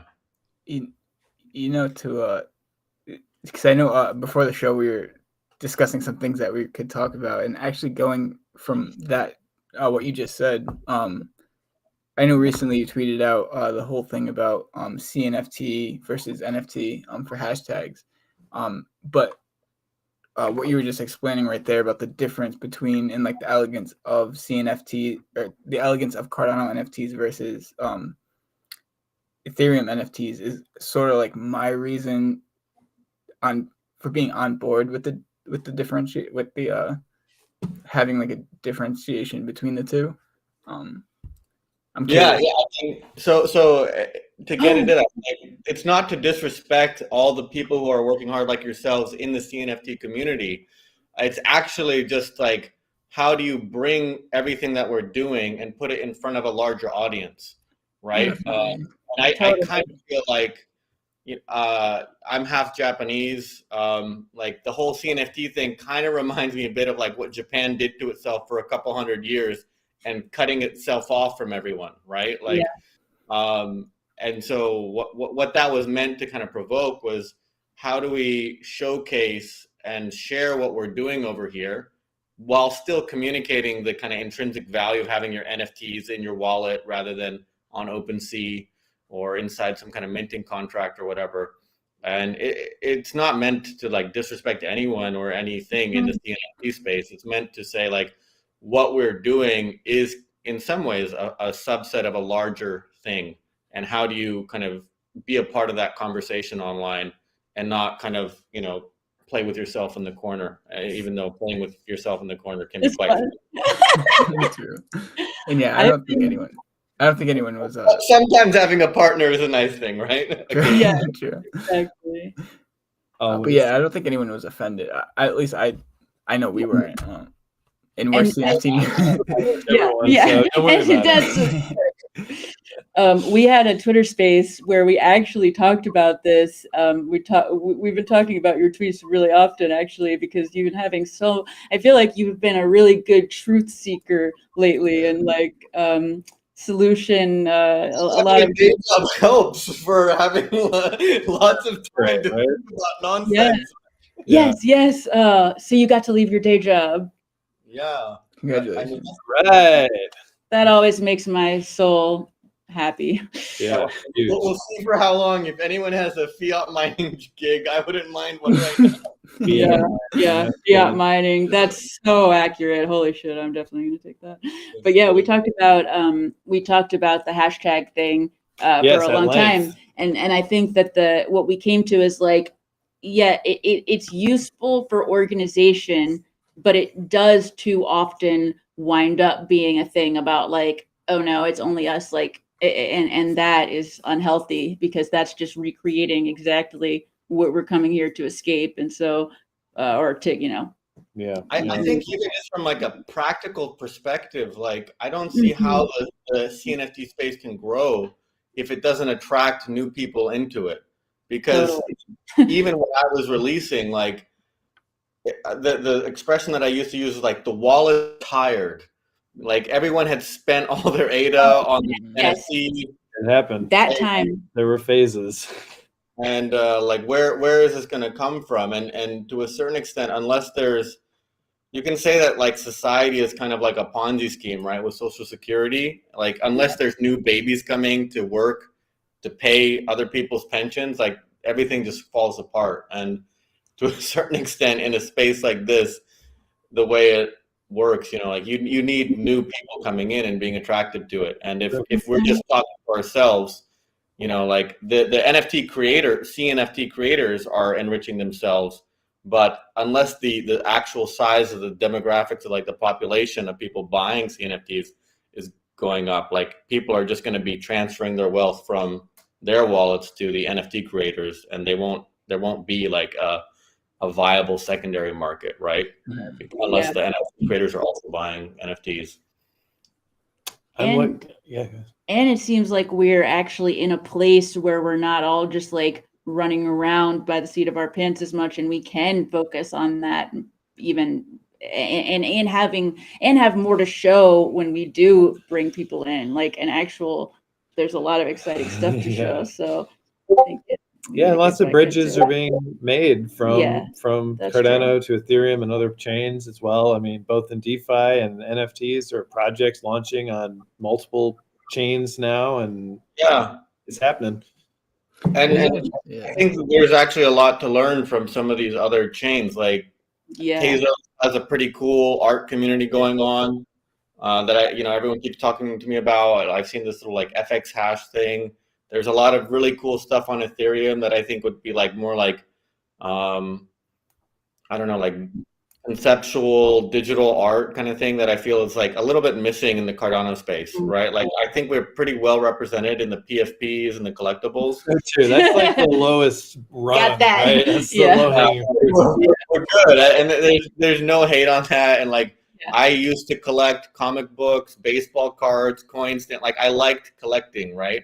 And I can get that like can trigger some dopamine in your head to like complete a set and that kind of thing. But I just think there can be other stuff as well, and I'd like to see some more of that on Cardano. And so that's where that's coming from, right? Is for maybe some of those other spaces to understand the advantages of what's on the CNFT space. It's useful to widen the conversation a bit and talk about low mint fees, talk about native assets in your wallet. Like, this is something that I think a lot of people don't get in Cardano. Like, most other chains, a lot of other chains, NFTs exist as an abstraction inside of a smart contract. Yeah, we were just we were talking about this. I asked you about this because we were talking about it yesterday. Yeah. And so, like, it's crazy, right? Like, you're kind of dependent on OpenSea staying alive. OpenSea is so big now that, like, other people can make another viewer to kind of read the code and to allow you to view your NFT. But it is kind of crazy that you could be dependent on that, and that, like, it doesn't really exist in your wallet, from what I understand. It's like a smart contract on chain. There's an owner field, and that owner field updates to say Tyler's the owner or Scott Chestnut's the owner or whatever. Right? So it's always in the smart contract, and it never leaves, huh? It's like the NFT itself is always there. Yeah, the NFT is in the smart contract. I think, I could be wrong, but my understanding is that, that's how this works, because I believe on Ethereum, you have these 721 tokens. I think the other one is 1115. There's ways of making tokens on Ethereum, but most tokens are basically taking advantage of smart contract logic rather than being native assets. And so the risk of that is that you're dependent on someone else's, like, minting contract, which could have a bug, which could be kind of crazy or whatever. And so, yeah, just having all that removed and allowing an artist to just focus on their art, I think adds a whole lot of security. Because the only anecdote I can have about this is a lot of people after Unsig's release were trying to get me to mint something on Ethereum. And, like, it was so funny. They'd get into my DMs and be like, "We got a really legit minting contract. You don't have to worry about that." Blah, blah. And I'm like, "What are you talking about? Is this some kind of mafia shit?" And they were. It was just like, I'm not into that. Thank you, but yeah. So, okay, I'm not sure the answer to this is: does Ethereum have policies that lock just in the way that Cardano does? I think they have standards. So there's again, like, we even use a 721 standard as, like, the metadata tag for what an NFT is on Cardano. But my understanding is that, like, if you go to OpenSea.com, you can see, like, how to mint an NFT on Ethereum. And I believe it's probably more tied up into the idea that the minting contract, and the minting contract kind of is this piece of code which can shit out tokens from it, right? And you have to basically trust that piece of code that it's kind of legit, rather than on Cardano. Like, I don't really have a lot of say in my, like, the token. Everything is kind of governed by the base chain about what a token is, versus everything is kind of interpreted. I like that version. Yeah. Honestly, I feel like really fortunate to be in Cardano as, like, my first NFT, because, like, I didn't even know that that's how it worked until, like, very recently. And, like, same, like you said, like, it's so elegant, like, you actually have that token in your wallet, and almost like a thing, know. Whereas the other is more like you're saying, an abstraction. That's an interesting way to put it. Yeah, it has some disadvantages too, especially when it comes to on-chain things. Like, it's funny. Actually, I was just explaining to someone the other day, all NFTs on Cardano are just text. Like, they're just text. Yeah, totally. Referencing things. Yeah, and some of those, what people really mean when they say on-chain is they mean that text can do something to generate something else, right? And rather than just being a link to something else. And there's nothing wrong with a link to something else either, but the whole idea that, like, right now, no one is really on chain. There's text stored on chain, and if you run that text inside of some kind of environment, you can generate something else with it. But that execution, whether it's, in my case, it's happening in a Python environment on your computer, or if it's a Stellar Hood or something else, like a Cardano tree, that's happening in your browser. It's not happening on Cardano. Cardano is just delivering text to Pool PM. Pool PM is that text, and Pool PM throws that to your Chrome tab or your Brave tab, and your Brave tab is where that code execution is happening. In the case of these JavaScript ones, so interesting. On-chain is a little bit of a misnomer, actually. It's like on-chain storage, but not on-chain execution. Is that expected to change? Do you think? Like, is there ever any way that it would move beyond that? Well, I think there is. I guess. Well, that's kind of where V2 and what I'm trying to do is basically, how do you kind of not have it just be static text, but actually have code on chain do something. And one way that I've kind of copped out from it right now is, if you get away from the code aspect and just use data. I don't know if you've seen this little unsig token that we kind of gave away to the popped that up about it, actually. I've got it right here. You can so sorry, the connection's not so good, but yeah, so if you look at this token, there's no code in it. There's just data. Like if we talk about unsigs are red, green, and blue that are all mixed together in different ways because those are like the building blocks of two-dimensional images, right? In this token, metadata that's there is basically like Cartesian coordinates for where a point is, where a face is, and how do you build all that together to make some geometry. But cool. In this case, it is all on chain, and they're Pool PM is rendering it, and that viewer is not on Cardano, but the data is totally there. It's all stored there. It's like a SVG file, I guess, if you use like Illustrator to make something. Great.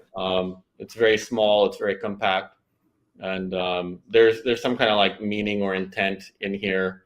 Which actually interesting, Pool PM doesn't pick up on, but there's actually a default camera.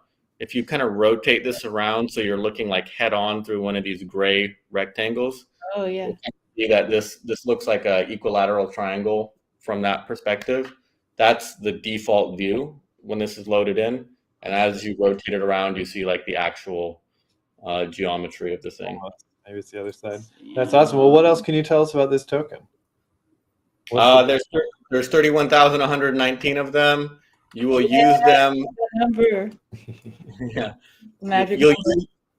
Sorry, guys. The connection is kind of breaking. I'm trying to understand. I said the magic number. Oh yeah. One for every unsig holder, or unsig in a wallet. And what's going to happen is these represent kind of fractional share in this piece, which you're looking at right now on the screen. And as the rest of the collection is finished and released, you will have to basically send this to either a smart contract or some kind of burn address to redeem your other piece. So the number of shares in this piece will go down over time, and the other pieces will increase over time.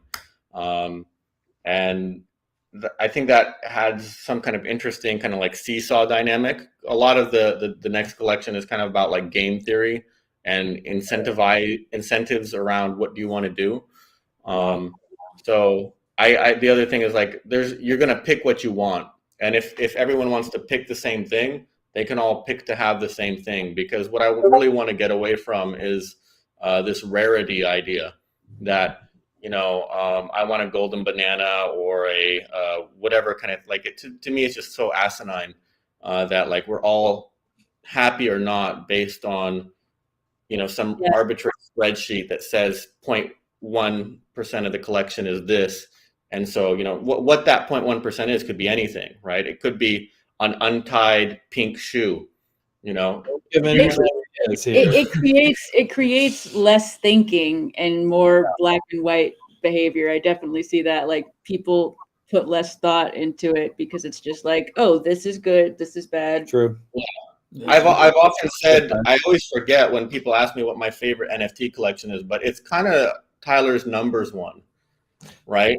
Because to me, I'm sorry, Right. but you've said the You- magic you words. spurred So.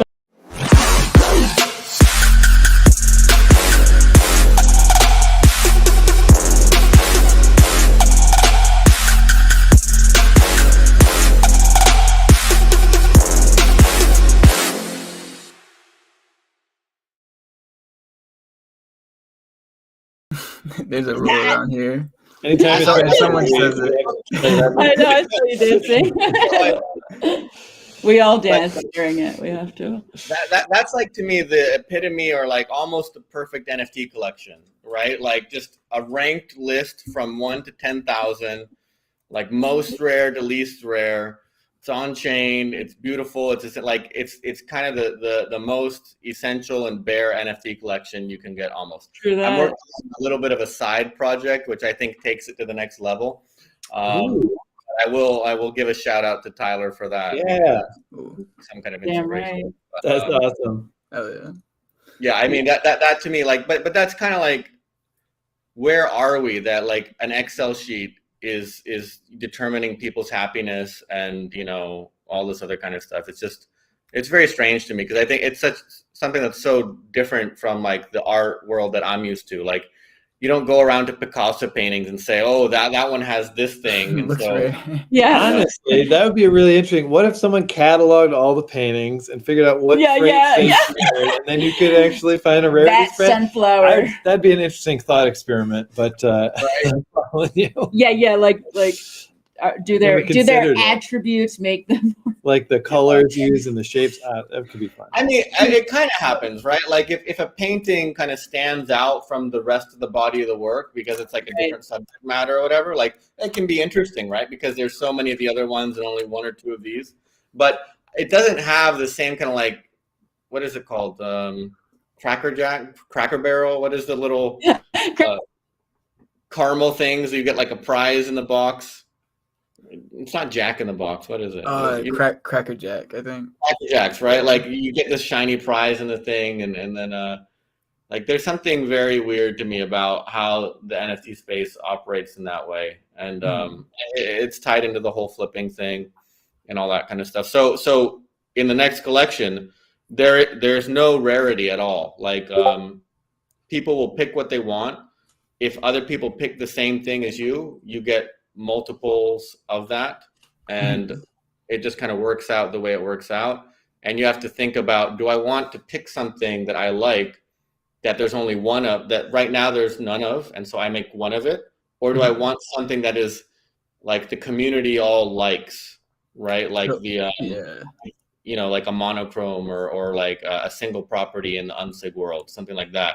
But if you do that, there'll probably be like 500 other people who mint the same thing with you, and you'll have a fraction of it, right? But if you mint some other random thing that maybe doesn't look as special or as unique, you'll actually end up with something unique. And so that to me is a kind of interesting kind of seesaw balancer in there. Yeah. Did we lose Scott? Yeah, I'm not too sure what happened. It seems like if you guys, if we're still on screen for everyone, let me know in the comments because I know they're the ones who's hosting it. So Okay, so we're just talking to each other now. I'm not sure because we see all the comments are still. Actually, wait, I can check myself. Okay. I'm gonna try to. I'll see if I'm on bad internet, so I won't try to load it on YouTube or anything. Yeah, we're still on. Yeah, I don't know what happened, but sorry, got sidetracked in my mind for a second.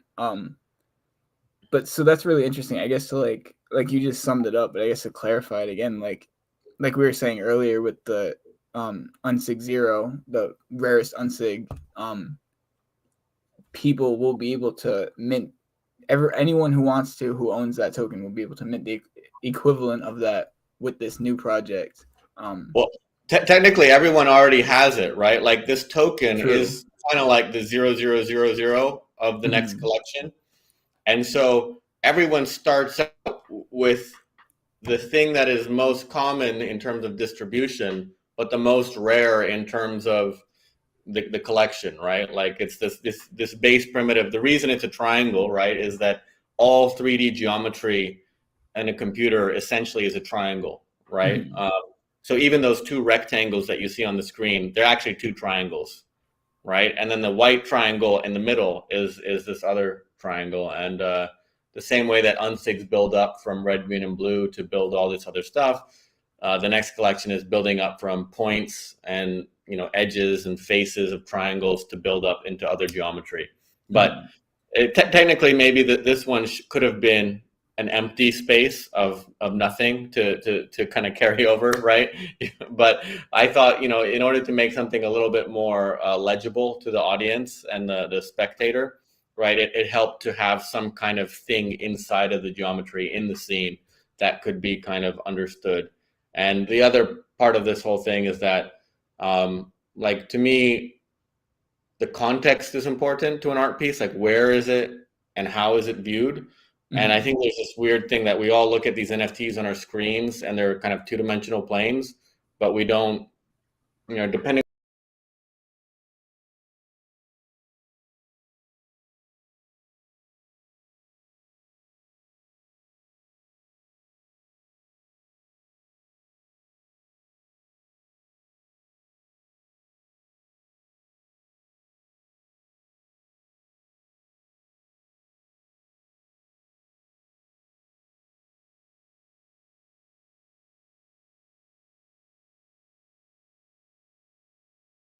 Whoa, are we still here? Oh, No way. It's still going. I can't believe it.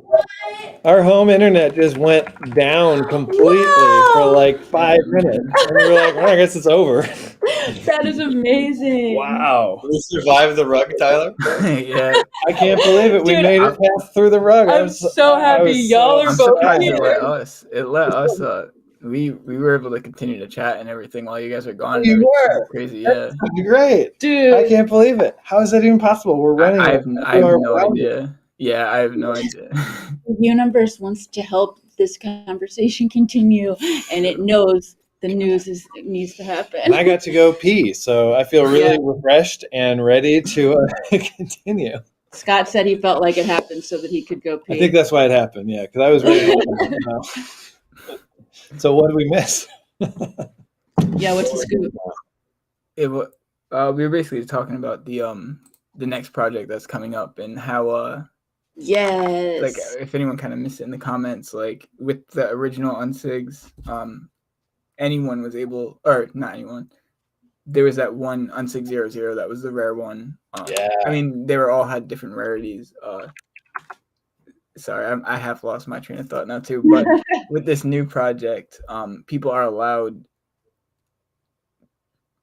Am I right in saying that people will be allowed to, for lack of a better word, customize the NFT, the final NFT that they get? I don't know if customize is the right word, but they'll have a say in what the outcome of it is. Yeah, like, so if you like pretend that I was releasing unsigs now as this version 2, because it's a little bit more familiar.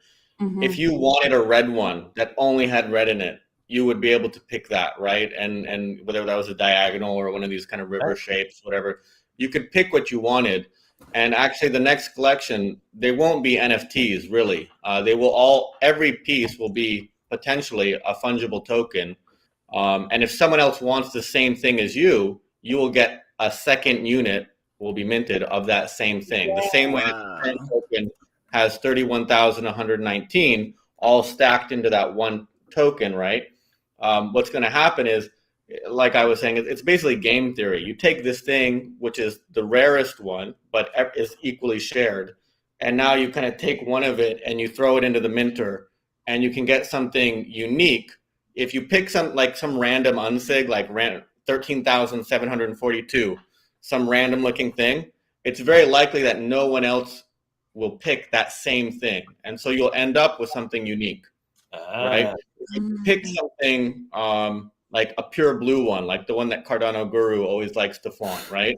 It's likely that a lot of people will want that. And so you'll end up with, one of 10 or one of 25 or one of 100, right? Kind of thing, depending on the thing. So what I'm trying to encourage is for people to find something in the collection that speaks to them individually, and then to kind of weigh that against the, the communal appreciation for, let's say, there's only 4 black and white unsigs, right? And a lot of people wish they had a black and white unsig. Now, if you want a black and white unsig and you have a token, you can get that essentially, right? But you're going to have to share it with a bunch of other people. And so you have to make a decision. What's more meaningful to you? Is it to have something that like we can all appreciate together? Or is it to have something individual that you like and that other people probably won't like? Because even if no one else likes it when you mint it, there's a chance that someone else could land on that same thing after you. Right? Especially if you share it online and say, check out this cool thing I minted. Watch out. Right? True, And I want one of those, then I'm going to mint it too, right? And so there is this kind of aspect to it that I think is quite interesting. That do you share your toys, or do you kind of hoard them off to the side and yeah, and only you appreciate that. Special. I think the other thing that adds, I think, to all this is that there's no time limit as to when people can exchange these tokens for a new token. So like it could be like 3,000 years in the future, and there might be like 100 of these unsig. I forget what they're called. The unsigned tokens. The unsigned tokens. Yeah, so the cool thing about that is that like the number of unsigned tokens will only go down as a function of time, right? Because every time someone uses one, it will get locked away and essentially either sent to a burn address or locked in a smart contract forever. So theoretically, everyone could mint the same piece on the other side of the minter. And so you could have, a lot of people minting that thing, but you're only guaranteed that keeping it and not minting it is the only way to guarantee that the thing you have will be more and more rare as time passes. And so I kind of imagine this like Tarantino type scene where people are all like holding their unsig tokens to each other's heads and you mint first. And it starts to get into this kind of like, I don't know, performative piece about getting people to think about what they're minting and why they're minting. Yes. Oh no. Damn. Rug. I'm sure he'll be. He said he was having some issues. Yes. The day of the rug. Everything's. Oh, here we go. Great. Up there. Yeah. Yeah, I think you're really providing. Yeah, broke out. Yeah, Tyler told us that. I'm glad you're back. I'm on an island right now. I'm on Mauritius, so I apologize. Oh, that sounds amazing. We need our vacation. Is there a timeline at play for this next phase of unsigs? I mean, I wanted it. There was a timeline. I wanted it to be done in November and December of last year. And obviously, it's not November or December, so I've stopped committing to timelines. I just glibly answer when it's done. I will release it. I think that plans are better than roadmaps. Yeah, it's just like internal, like okay, we're gonna get this done, but I don't know what. To a certain extent, I mean the first piece being out there takes a lot of pressure off of my mind because I actually think there's enough information that people haven't really found in the first token that I don't know that the rest of it is really necessary to communicate the idea that is within it. And so like I think it will be more complete and more fleshed out when you can see the rest of the collection, because this is such a simple piece, just, one triangle. It kind of doesn't really maybe make sense. I think Tyler might be able to get it because it's kind of like an architectural trope or something like that. But hunting now. How do I say, like, the thing will be done. I am trying to do some kind of cool stuff with some of the newer features that are available on Cardano, along with what we were talking about earlier at the beginning of the show. So it's taking longer, but I wouldn't be comfortable releasing something that I wasn't kind of proud of and happy with. So I don't know what else to say. And I try to tell people, like, this is not, it's not a project really. It is an artwork. It's out there. If you like it, great. If you don't like it, great. I don't really care. Yeah, of course, I do like that people expressed to me like that they find meaning within the unsigs, and I hope people do enjoy the next one as well. But it's I think it's important to make things kind of irrespective of the reception you anticipate from them, and just to do it because you enjoy doing it. And that's really what I'm super grateful for in this whole process, right? Like we talked about, like I had a day job and I don't, and now I get to like spend my days thinking about stupid things and working on art, and like that's something I never imagined would have been possible. Or you were thinking about, you had to think about stupid things before, and now you don't have to. And rugged again. Damn it. Well, it's okay. We're almost at the end of the That's segment. I'm right. glad that the internet's been holding out as long as it has. Well, Okay, well, I heard what were you thinking about? I said, I'm glad that I think that you used to have to think about stupid things, and now you don't have to think about stupid things. Now you get to think Exactly. about the most important things. Yeah.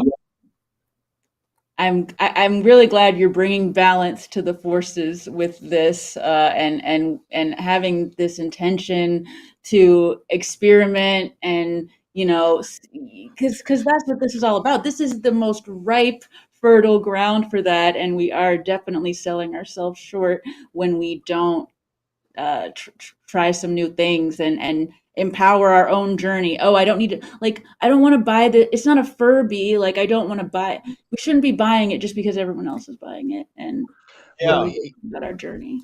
Yeah. And I actually, to add on to that, like hearing you say, Alex, like this isn't a project, like you like it or you don't like it. Like, that's so refreshing to hear, especially like being on this show, because like everyone we have come on, like it is a project. They are trying to sell something. They are trying to do utility. They are doing all this shit, and honestly, no one's doing anything yet. Honestly, I'll be straight up. Like any project that's like not an art project, like they have these ideas and like they're bringing stuff and they're doing things, which is amazing. But like I said, it's really refreshing. Like just hearing that it's like just about the art. I don't know if I'm getting that out. I think to me, like there's one of these unsig whales who I got in an argument with. Not an argument, discussion. It was like I say that art is it's important for me that art is useless, that it has no utility. And like he was arguing, like art is the most powerful thing in the world.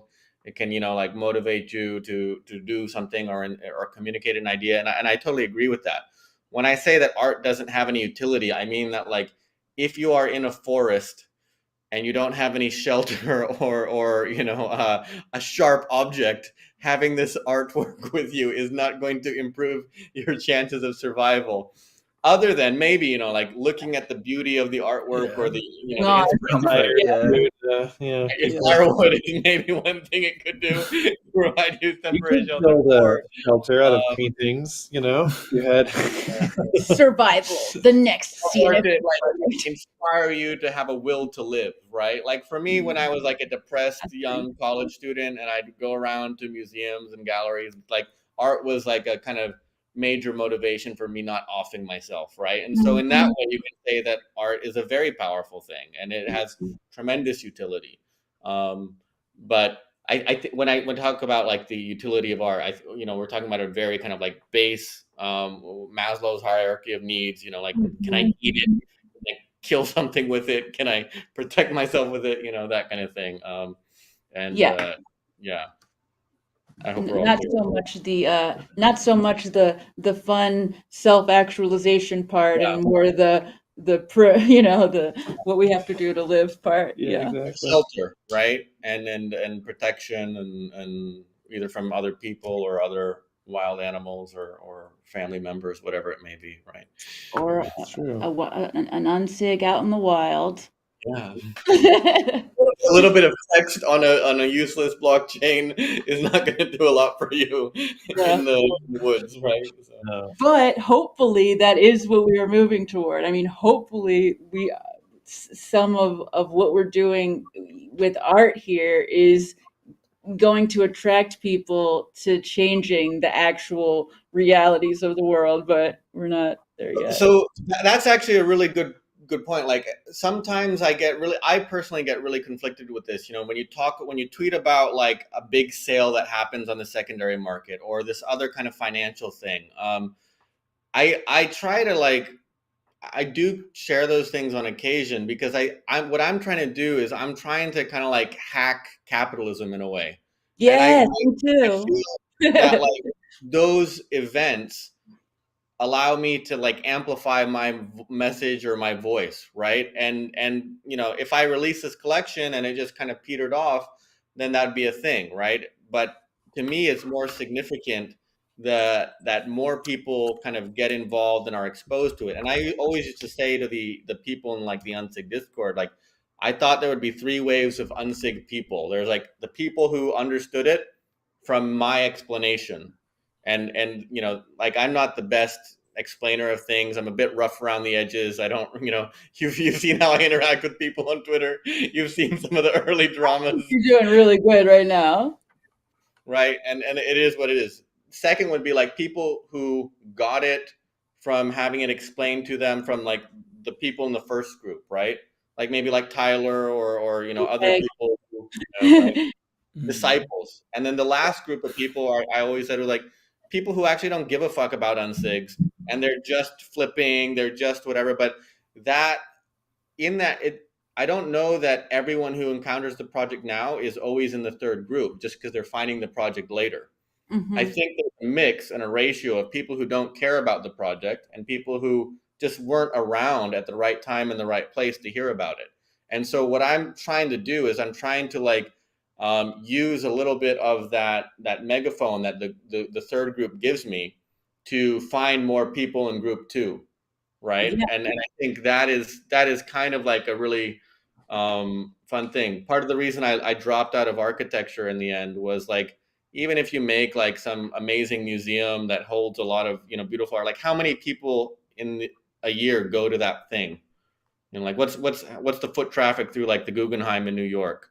You know, a couple million people or whatever. And I personally felt that like late stage capitalism and product design was a better way to make a larger impact on a larger number of people because of the way it works, right? And it's kind of sad as an architect to say something like that, but I think that, you know, participating in these larger systems and then like throwing sand in the gears or wrenches to make it do what you want to do is kind of like an important way for an artist or someone who's not happy with the world to get some kind of change affected in it. Because otherwise you're working within, I mean, if you're working at the museum, you're working within what's already not working, and to some extent, and it needs to have, people need to be outside of it trying to make it. You're like able to like call attention to it, I think. Yeah.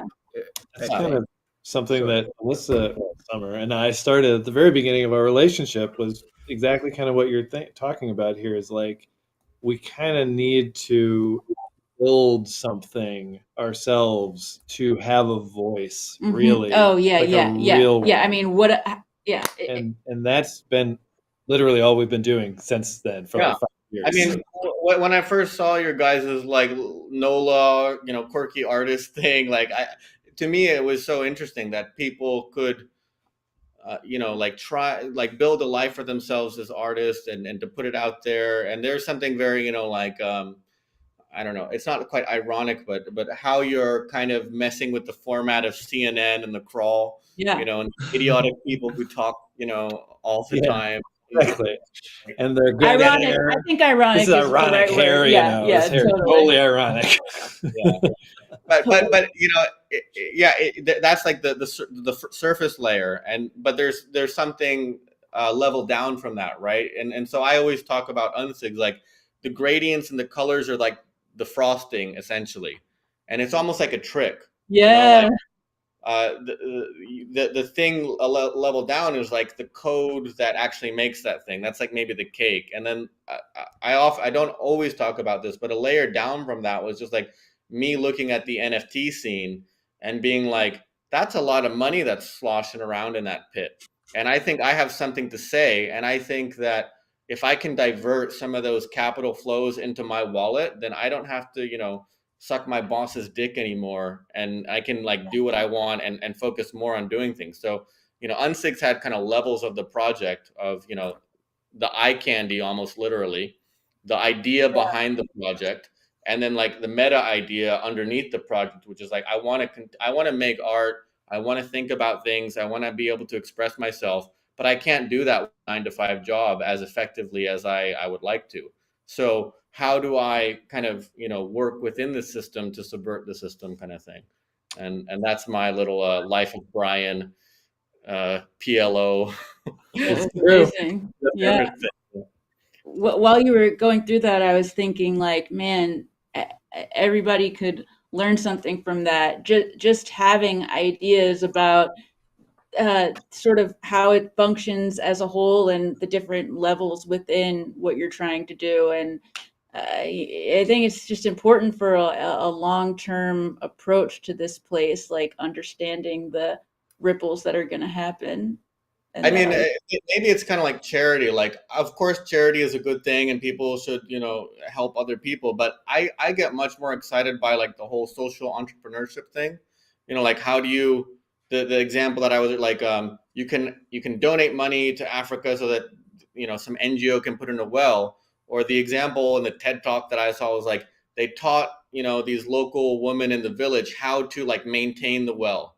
And then all they did was send well parts to those women. And then that woman could like train other people in the village how to like service the pump, maintain. And she turned it into like an entrepreneurial business. She could service, maybe like 30 villages around her.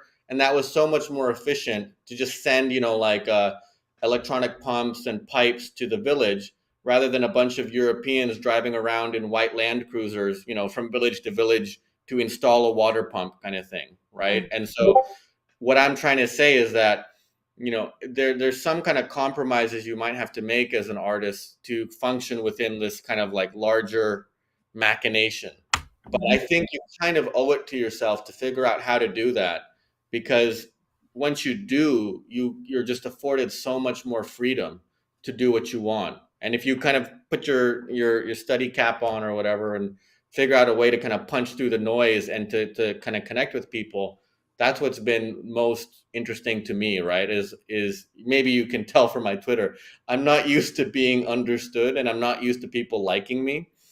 And I think that's kind of helped me a little. Yeah. Right. I think any creative person is kind of used to that, right? Like the band kid in school or the thespian group, whatever kind of thing. There's that kind of picked on element, but there's also this kind of this, I don't know, like, it's quite interesting to find that there are other people like me who understand what I'm trying to say, and we're willing to like not buy a latte or something like that to buy Unsigs, right? So that I could do this. So I think it's a really exciting time for human creativity, and again, I'm not trying to shit on PFPs or anything, but I think like NFTs can be a lot more than just collectible trinkets. That's not collectible trinkets are a bad thing or that we shouldn't have them, but like there can be more, and I hope there is more.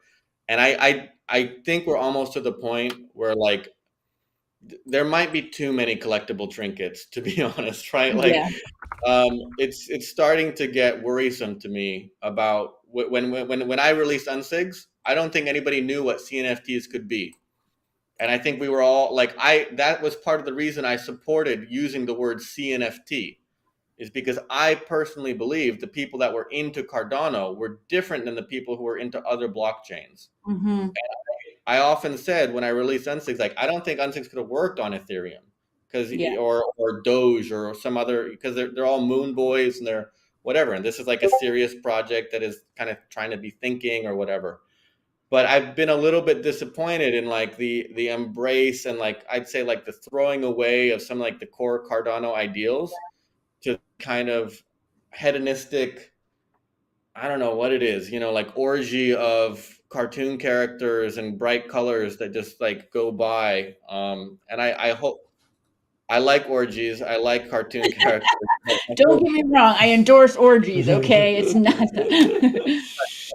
like, yes, and can there sometimes it's nice to be in a monogamous relationship, right? because like there's just too many dicks everywhere. Like you need a break. So Totally. it can happen. Yeah, no, I really feel that, and I think that a lot of the core, I don't know, people say OG a lot, but people who were here in the beginning and did kind of have more of an embodiment, maybe, of those kind of values, many of them are still here, and many of them are continuing their projects. And I think that it's important to listen to voices like that. Yeah, and at the same time, like it's important. I'm not trying to. I really hate the word OG. Like, Yeah. like this is not even a year old, right? Like, come on. Yeah, that is true. There's no 2001 or Forget About Dre album. Yeah, I know. I always think about that actually. Well, I think that we always talk about it like it's kind of like a phase to me. I kind of think and hope. I kind of think that, there are people that are new to this, and it's sort of a repercussion of a lot of people not really being exposed to art. Like, and we're all learning together. And I do think that the core qualities are still intact enough that we have a chance of moving on to. I hope so. I mean, yeah. I tend to be pessimistic, but I'm trying to be more optimistic and to think that, like, we can kind of turn the ship around, or not even to turn the ship around, to have more ships going in multiple directions. Yes. Like, we don't have to shut down the other thing, but we are kind of getting to the point where there's so much of the one and so little of the other that like.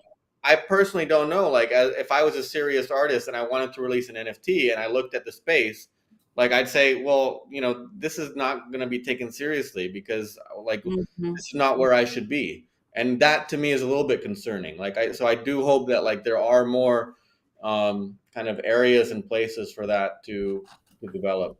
So that's the biggest problem for me, is like people coming in and thinking that's all that there is, and that is what I would like to change the most. Yeah, I mean, but they're fair. They are fair for thinking that, I think. That's exactly. That's what I'm saying. Yeah, exactly. It's so fair for them to think that, and I don't want it to be so fair. I did want to throw so Jack in the comments said, there's always been terrible music. There will probably always be terrible NFTs. I totally agree with it. And I guess what I'm trying to say is, like, it's weird. I always encourage people to create, like, creation and making, and like that's a wonderful thing. Like, and it doesn't really matter if it's good or not, right? It's like on an individual level. If you made something, even if it's shit, like, and you had like the time you spent making it was meaningful to you, then good for you. But what I kind of worry about is that, like, we get into some kind of community, like, jerk off session again, like, where everything is good, no one is making anything bad. Like, you don't want to shit on someone's work, but at the same time, you don't have to celebrate everyone's work. And like, it's okay for a project to fail and to die, or I would say, like, again, I'm leaning on Tyler so much, but like, I've tried to explain to people when I criticize them, like, if you talk to me one-on-one, I'll actually give you some kind of constructive feedback on how to make this thing better, right? On Twitter, it's kind of hard because it's just like, boom. But in architecture studios, like, the professors and your other students, you tear each other down, but you build each other back up. It's kind of like boot camp, right? Yeah. And you try to exactly. The issue is if you always wish someone pointed out a flaw in your idea or your design, like, at the beginning of the semester and not at the end, right? Like, at the beginning of the semester, you can do something with it, right? And you can, like, address it, figure out a solution to that problem. But at the end of the semester, yeah, it's kind of like a gut punch. Oh yeah, I should have thought of that kind of thing, but you didn't. But like, so individually create, have fun, be good, but on a collective level, and especially my problem is, like, when you're asking people to fork over like 500,000 ADA for your project, like, I think it's okay to say that, no, this doesn't cut the mustard, right? Like, this 100%. Oh yeah. Like, we are shocked by some of the prices we read sometimes. I'm just like, really? Like, it's for what they're offering too. Yeah, it's like. Yeah. I told Tyler this in a little pre-chat when we were having better internet connections, but I kind of release this, and I hope more people who have made it kind of adopt this. But I've said that I'm never going to sell another NFT collection. I will only give them away at mint price, probably not to unsig holders, but like you'll go to a vending machine, you'll send in 1 or 2 ADA, you'll get back the NFT, and it will probably have something like a 5 to 15% royalty attached. Yeah, because like I think that by doing that, it does 2 things. One, it's there's something very egalitarian about like someone being able to own your art if they like it, regardless of whatever, right? And then Yeah. the other part of that is like I want to shut down and kill the market for shit. And I think that if enough higher quality people and artists give away their work for free initially, there will be no incentive for people to make these Fiverr collections anymore. Right? Or to force some kind of like thing out of them, because like why would you pay 50 ADA for something if you can get a quality project for free? And I think that's an idea I really want to push out there, is that like if you've made it, if you've already sold 500,000 or 1 million ADA worth of stuff, maybe you should think about a different business model so that we can kind of like turn off the tap and squeeze like the beast, choke the beast or whatever it is. I don't know the analogy, right? But there's Let's just turn off the tap and choke the beast. right? Exactly. And then people can, because you get the signal to noise issue. There's just too many NFT projects and there's not enough quality. And so even if someone does release a good NFT project, can you even find it nowadays? Because, there's like 20 other releases happening. Hey, watch the news. That's what we're here for. Yeah, we try to go through it. Thanks, Will. You're amazing. Yeah. So, yeah. Oh, man. I'd like to have more conversations with people like yourselves who are like artists in the space, and I'm a little bit, I get choked up when I see that like, oh, we hired a killer artist for our project, like they're getting 10% of the collection or whatever, like some feel like I don't understand these things a little bit where like the artist is an employee of the project. Right. Yeah, I'm blown away by that. See, especially projects that are specifically about the art, like where it's like my product is this PFP, but we hired this artist. Like I don't understand that at all. Sorry, I'm glad you put that into words. Yeah, well, I mean, I think that the thing about it is like it sort of seems like the same thing happening when that happens with galleries, and it's just sort of like, okay, this is supposed to be about the artist being empowered to not have to deal with this anymore, and it's just kind of recreating a similar situation. Yeah. And so I hope that like things like NFT Maker Pro or what Dave the King, the Derp thing, how do we build these systems that allow artists to release work and not be subservient to like some employer master, right? And it happened a lot in the space, but I think the tools are there and they're coming into place, and what makes me really excited is to think about like a future of human society where not everyone, but the people who want to create something have a way of monetizing it and putting it out there and having it be evaluated by people. And if people want to support them for doing that, they can do that, right? And there's no Patreon, there's no YouTube, taking 15 to 25%. It's not all sponsored or supported by ad revenue clicks, where like all the whole problem with Facebook and YouTube, how the whole thing works there. Algorithms, man. Yeah. Fucking algorithms. We don't have the same association. Algorithms can be good too, but I always have to explain like kind of algorithms in unsigs, right? I mean, unsigs have a very simple like cooking instruction, like if you have Photoshop, right? Like just imagine like this kind of history in Photoshop. Like all I did was write a little bit of code to make a bunch of gradients in Photoshop and then make all the ways you could make those gradients in Photoshop and combine and stack them together. And that's all it is. But there's no AI. It's all my artistic intention and idea. And I would challenge anyone, who says like there's no thought or whatever in digital art to, turn on your computer 31,119 times. I don't think an unsig will ever pop out of it, Okay, wait. So maybe the black one, when you turn it off, you'll you will get the black one. Okay, so there's 31,000 whatever in this collection. 119. Did you look and say yes to every one of these? Like, how did that happen?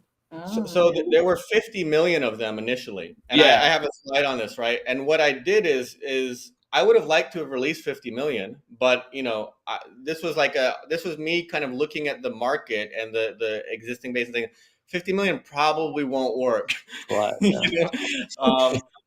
And so what I tried to do is I came up with a second set of rules, which basically filter and cull the collection, to use like really bad terminology, right? There's basically like I think 12 or so rules about like this can't occur when this happens, or X can't occur when, and so by doing that I could algorithmically filter back down to this 31,119. And the way I explain that is like it's kind of like distilled whiskey or scotch, right? Like there was all this liquid, the 50 million, and then we kind of like evaporated off a lot of the water in the collection, and kind of focused it down to this kind of core essential thing. More cohesive as a visual as well. Yeah. So these were choices that you made. You said, okay, we're going to filter out this because I don't think that fits what I'm trying to put out there. Yeah.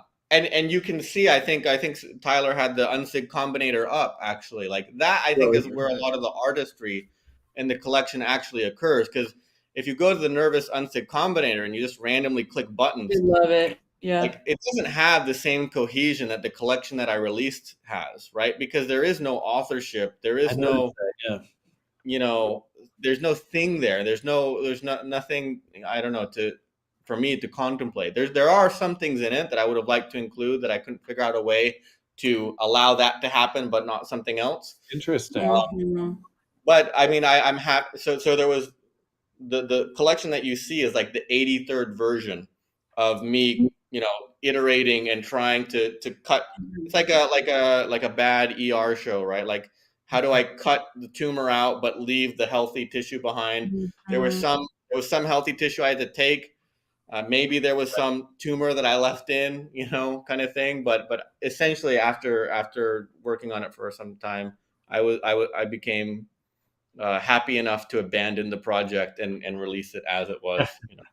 And let the project walk out the room. Yeah. Eventually you got to say goodbye. Whatever state of health. Have fun. Get out there. Exactly. Actually, go ahead, Tyler. Just one related question, because I actually didn't know where that 31,119 number came from. Is that where it came from? Like the 50 million combinations, and then the did you have like the filter, and then that ended, and then that led in the 31,000, or? So sorry, it's kind of getting a lot of digital noise. Sorry. How did it get from 50 million to 31 million, or why 31,000? It's the number of unsigs. No, so like you said, like you distilled it down. Was that 31,000 number just from going from 50 million to 30, or starting with 50 million, distilling it, and then the 31,000 was the number that was left after, or?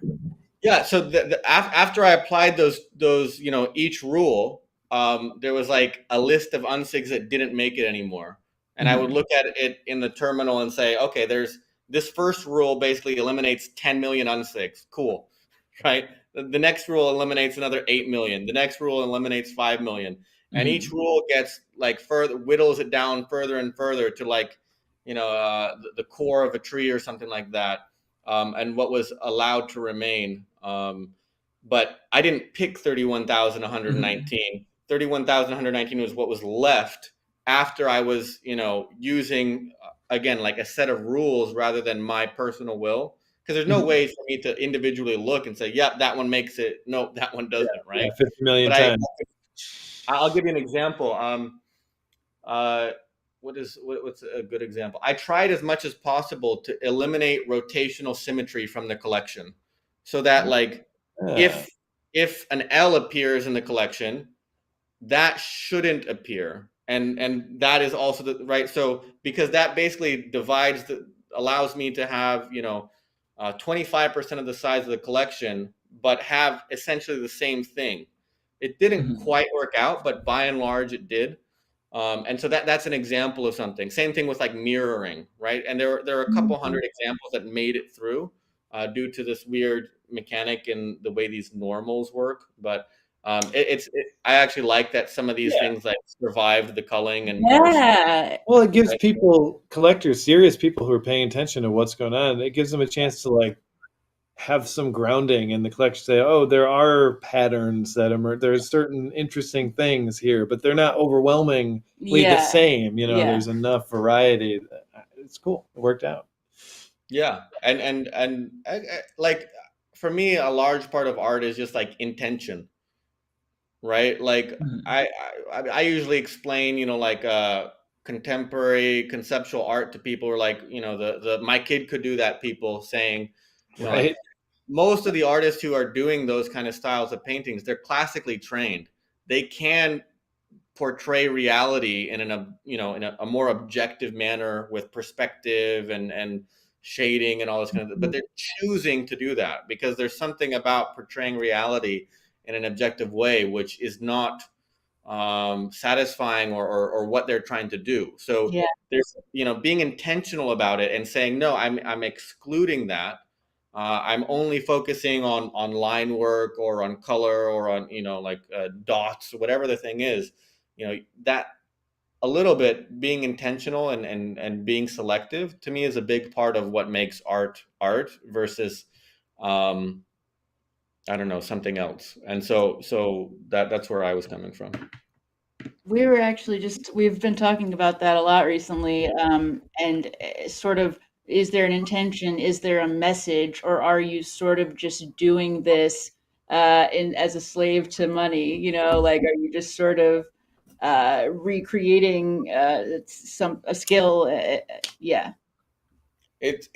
And especially I think for everyone in the space who's had a little bit of success, like it is very weird to kind of start to grapple with. I'm glad that like I was successful enough, I feel, that I don't feel too trapped by that. But I can imagine that, like, let's say I had made like 100,000 or 150,000 ADA, like that's a good income for a year, but it's maybe not enough to retire on, right? And to that kind of thing. And so I totally am very sensitive. I can understand that the people who made maybe that much money, like they have to be a lot more worried about what their audience thinks, because if they alienate their audience, then they're screwed and they gotta go back to the 9 to 5 kind of thing. I'm kind of lucky, and kind of the reason I feel comfortable, releasing a white triangle, is like, right, to a certain extent, it doesn't matter, like and that to me, the fact that it doesn't matter means I have a responsibility to consider it and care for it. And that's why I stopped talking about a date, because for me, like, I have to be happy or satisfied with the work that I've made. And when I am, I will release it, but I'm not, I kind of view that luxury as a obligation or responsibility, right? That because I have been afforded the ability to not give a fuck, I should not give a fuck. And I have a responsibility to make considered work that, because most people can't. And so that's not to like myself too seriously, but it's just an opportunity, and I don't want to, I can't blow it. Yeah, I think it's very healthy and good to look at it that way. Like you realize that you are lucky to have that, and that I realized that your guys' studio name, Scott Summer, is I think it's the name of Cyclops. I was talking to Tyler about this. I'm not sure, but I think it's Cyclops' real name. Summer Brave. You guys went frozen for a second. Right. Yeah, a little ruggy over here. Getting ruggy with it. Yeah, you're getting a little No, it's back though. I think we're good. Well, I dropped the link to the Nervous Unsig Combinator in the chat there. If y'all want to play with that, created, of course, by Turbo Egon, an amazing artist. And we spoke about his project earlier on this show. Yeah. And I just confirmed Scott Summers is the name for Cyclops. So. Scott What? Summers. That's really funny. All right. I'm a nerd. See, I told you, right? I Nailed used it. to collect comic books. Okay, tell Marco. He's my That's Yeah, big yeah, brother. for real. So you're going to CNFT Con, right? I don't know if I'm allowed back in America. I did give up my citizenship, and I've been known to participate in some anti-American activities on occasion. We'll kidnap you. We'll kidnap you. It's okay. We can roll you up in a big rug. I'll go to Paris or something like that, and then or we'll figure it out. Yeah, right. It's gonna be awesome. amazing. Interesting. I mean, I'd like to go. If it wasn't in Vegas or it wasn't in the US, I would definitely be there. I have some, So you'll be in Berlin for sure. yeah. If it's in next one is in Berlin, definitely for Berlin. Right. Cool, That's cool. cool, man. All right. Well, Berlin. Thank you. I sorry for talking so long. I think we went over. No, No, we had a it's great wonderful. time. I love it. Yeah. unexpected treat to because we weren't even sure if we were going to be able to make this happen today. So really glad that it worked out. Really glad that The internet joined stayed us. strong. And I cannot believe that nobody got rug permanently. Yeah, that's Honestly, crazy. I can't believe it. We've had so many near misses. Really cool. I'm on a cellular connection in the middle of the Indian Ocean, so I'm just so happy that my connection didn't. Your picture and your audio has Are been perfect. Yeah. Yes, and we've had a lot of experiences with people being on like not in their home Yeah, base, you look and really it's just good like compared not to working. some other interviews we've conducted. The algorithms are ever in my favor. You know, I'm a flat speaker or whatever, Pied Piper. So all right, cool. Well, this was killer. And we definitely want to talk again about I this hope we sort of can thing. get you back on sometime, and really looking forward to the next step for Unsigs, because this thank is. you. I'm very excited. Everything that you said kind of up to the hype level. Yeah, a little bit, for me too. Yeah. Very cool. Thank you so much, guys. I appreciate it. Yeah, Absolutely. thank you so much. All right. Well, until next time, Have fun in Mauritius. out there on your island. Reese, you can I leave or you can kick me. Oh, yeah, this- you're allowed to. Yeah. Don't worry. You're out of here. And we had a Cardano numbers. I know, right? Yeah, I can't believe it. You be careful. I mean, There's a had period of immunity Cartoon Network. after it's played. yeah. I it's revoke not it. I revoke long. it. Cartoon Network, I'll call it. I get so hyped anytime he's talking. He's just like, it's cool. Yeah, that was really great. Yeah. That was really great. Yeah. That was really great. So I had this thought during the interview, and it's kind of funny idea to me that, we're talking about, he mentioned the hierarchy of needs. I'm kind of thinking of a food pyramid. Imagine an NFT like food pyramid or hierarchy in some way with PFPs on the bottom. And then it kind of ramps up with more effective uses and interesting artistic or utility. I don't know. Like, I'd love to see. Interesting. Somebody should make one. That'd be really fun. Like, It'd be really like, what's the word? Like people are gonna be really split on it, probably.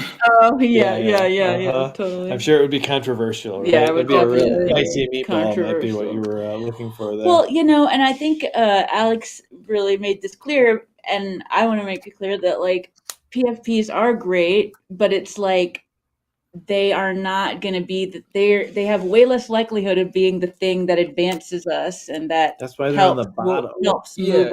move of the pyramid forward. I was gonna say it during the talk, but there wasn't a good time. But like, I think Smitty in 31 Weeks, where is it? He has this quote. I don't know if it's his quote. I don't know if it is. I didn't have to pull it up. But Yeah, 31 Weeks. Yeah, I love this quote. I've always liked this one. Yeah.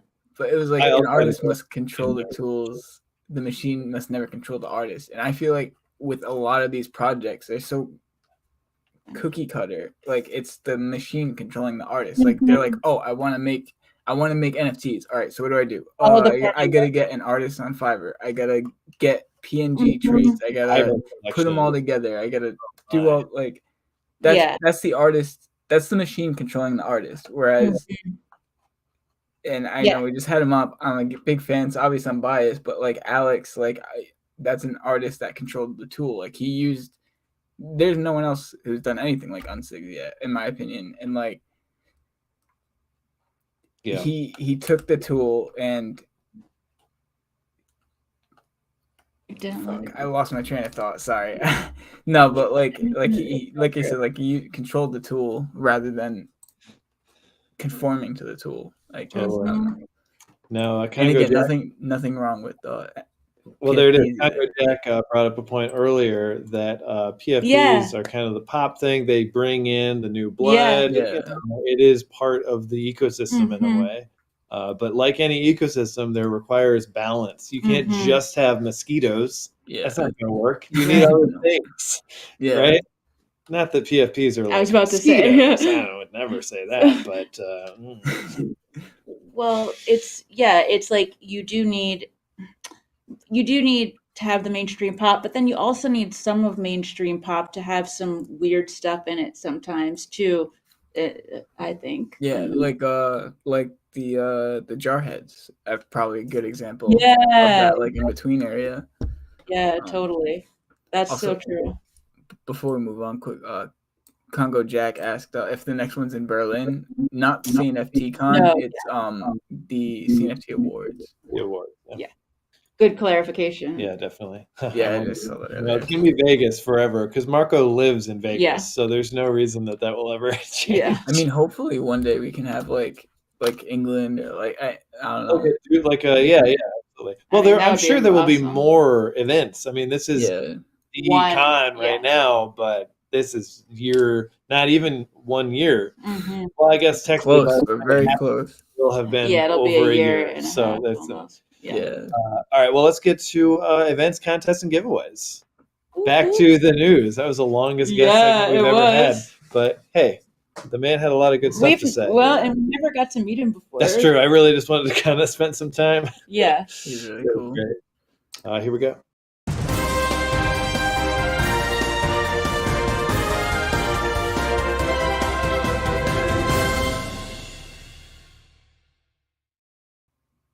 Have I got an event for you? Have This you? is one I am really excited about. So right when I open up the can, I'm gonna take a sip of this one. Is it a can of whoop ass? It's a can of Jesus Ooh, too. even crazier. Good luck with this. Exactly. Good luck pronouncing this Ada handle. I mean this Twitter handle.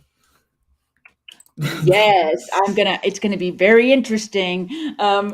So Jesus 2 is gonna do a Twitter space with a cloud triangle lame ocean star. Beautiful. Question mark. Pop up their page yeah, here yeah, so we yeah. can. You gotta see those. I guess even dude. more exciting artwork showing off. Here. Yeah, like But, here's the event. the colors are just, I thought that I had seen everything that they could do with Midnight Gospel and Adventure Time, but then you realize how much artists end up having. Like, it's so crazy. That is so beautiful. Intergalactic pop star. So yeah, there's going to be a Twitter space with a mystery person on the 28th at 6 p.m. Eastern. And it will be posted about further, probably saying who the person is in the Jesus 2 Discord announcements this weekend. And also, I really love y'all, and that's why I'm sharing this information. It was hard for me, but there's a whitelist spot giveaway right now in the Jesus 2 server, and I really want it, but I love y'all so much that I want y'all to have it too. So in the there's a giveaway channel that has that right now. And it's only got a few hours left, so get in there. Yeah. Damn. I'm so worried about this drop because I haven't been able to keep up with it, so I'm so afraid. Well, I'm doing She's the on updates. it. I'm Don't doing the worry about it. updates. Okay. Like we said, and I am going to have your back. Don't worry. Thank you. I mean, it's such a iconic project. I think. Hell yes. I mean, this is like the first project where like a big name artist is like actually releasing something. I mean, we had like Good Charlotte and stuff, but like that's a bit different. Yeah. And this is someone that everyone knows their art, like their drawing art, Yeah. Yeah, and I also, what I love about it is not only is it that, but it is addressing the things that are actually going on in the world today. It's like biographical of him. It's autobiographical of his life in a way. It's like a lot of cool things that are new. We're real lucky to have landed such a wonderful artist with a great vision for this project and a lot to say with that artwork and the project on Cardano at this time. I mean, we're in the future, so many great artists are going to be here. But right now, the number of masterpiece, masters, Magnum I guess opus. I would say masters. The Yeah. number of masters on the chain is not incredibly high. I We're mean, of getting course, there. it's great. A lot of us are getting there. Yeah. Yeah, it's great that it's so early. Neospank, we're killing it with the interviews. Heyo. Thank you, Spank. We should mention again that these are live to this channel, but we'll be cutting the interviews and putting them on the NFT update channel, just because it makes more sense to have, since Marco's always doing his interviews and stuff. Exactly. And I'd also like to shout out some things that are coming up. Speaking of events, well, I mean, our show is an event in a way. So next week we have this extravaganza show. Oh, yeah. There's a lot going on, a lot of different people joining us. The week. Can we say who it is? Later on. Yeah, please. Cardano Women, Ali Illustrated from Cardano Women, and maybe one other, and her co-partner in creating that, David King, Rona from Toxica, and Worlds Within. A lot of really awesome people. I'm so excited. And we might have a special guest from the audience. Hasn't part of the show confirmed now. yet, but it might happen. One of your own up on stage. I'm so excited. I always love one of our own. Well, the audience, I the people. I know. Let's get a cheer. The people are cheering. You can hear them cheering off stage. And then on next Thursday, we've got Jake of Chronoscapes, who we love. We met him at the con the summit in New York. And we also have the BitBoy boys, right? The BitBoy boys. Well, they're supposed to be. I'll reach out again. They rescheduled last time. It could happen again. They're busy boys. Yeah. But we'll hopefully have them. But the whole month of February, March is filling up with really great interviews. Oh yeah, Can we say huge. some of these? Yeah, let's say them. Well, Jesus 2 is one of them. We're bringing on. I didn't even know that one. You didn't? I didn't. Damn, that's huge. Yeah, it's gonna be on this March 17th. We also have Billy Martin. Yeah. What? How do I not know about all these? The calendar, boys. I know. I feel like I know so many, but I don't know about. I haven't seen those. Yeah, these are gonna be insane. And also, Joseph Miranda. Probably. That's almost. They want. It's just a question of when it's going to happen, and we do have them scheduled tentatively for next month. Yeah. So, just wanted to hype y'all up a little bit. Yeah, because we're really hyped about it. Yeah. So let's get back to our regularly scheduled news here. All right. So what else we got? Veggiemates has an event coming up. Now they had a farmers market event in the past. You may remember. They're going to be coming on the show too. We just got approved. Yes from them. That's awesome. Yeah. Well, they're doing their next farmers market. I missed it last time. I'd really like to make it to this one, but it's coming up. There's going to be live music featuring Big Paul Thomas from Good Charlotte. 90 different projects have registered, and it will be held this Saturday. So that means I probably won't make it because Endymion, the biggest parade in New Orleans, is also around that time. So I'm going to have to give this one a miss, but I hope that all of you can make it. It looks really cool. Hell yeah. Paul Thomas, come on. He's going to be rocking it out. I wonder if, that's at 2. Yeah. We might be able to get a few minutes. We might be able to squeeze in a little bit. I hope so. I like how they did it all festival lineup-y looking with the little... I wish I could show that. Yeah, I'm not sure where that image is from.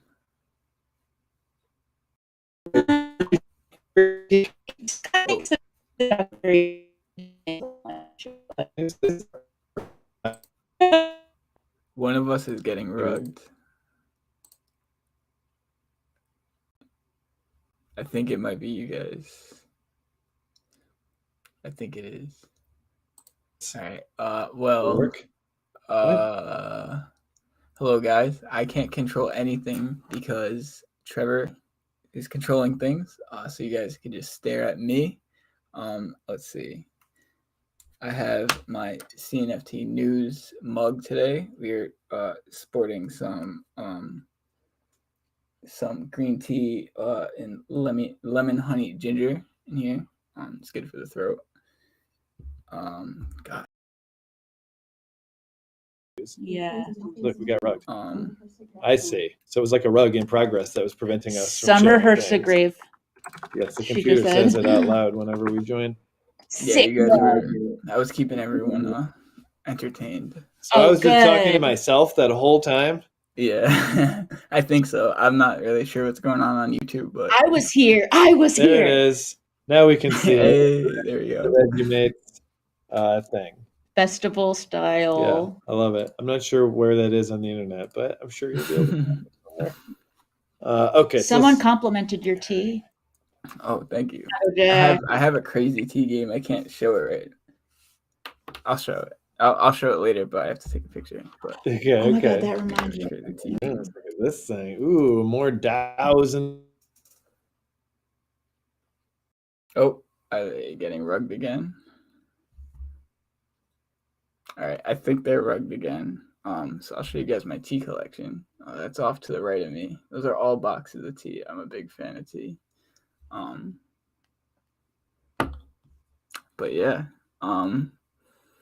What's up, guys? We got a bunch of actually wait, I have the sheet. I could give the news. I didn't realize that. All right. So Cardano Thor is hosting a DAO roundtable. Cardano Thor will be hosting a DAO roundtable. They will be discussing the current state and the future state of DAOs on Cardano. This is happening on February 25th at 7 p.m. UTC on Thor's Twitch channel. Attendees include Rats DAO, A DAO, King Dave from Derp, who we had on today, Ada Ape Society, Secret Goat Society, and the DGen Travis. So nice. Again, I'm not sure if you guys can see me, but if you can, awesome. Let's see what's next. Aeonium Sky. Okay, so this actually has to do with the Jesus 2 thing too. Aeonium Sky scheduled an event for Sunday, February 27th. Actually, sorry, this is a reschedule of the original date for the trivia night for Jesus 2. Aeonium Sky is celebrating the arrival of our Lord and Savior Jesus 2 by hosting 2 treasure hunts and a trivia night in the Aeon Discord. Prizes will be available over the 2 events. There'll be 50 Jesus 2 whitelist positions and some Aeonium Sky NFTs, such as Aeonium credits, golden eggs, and other Aeon NFTs. So I will definitely be there. Aeon, if you're watching, include a marble and let me win, please, and thank you. Let's see. So the questions in the trivia will be about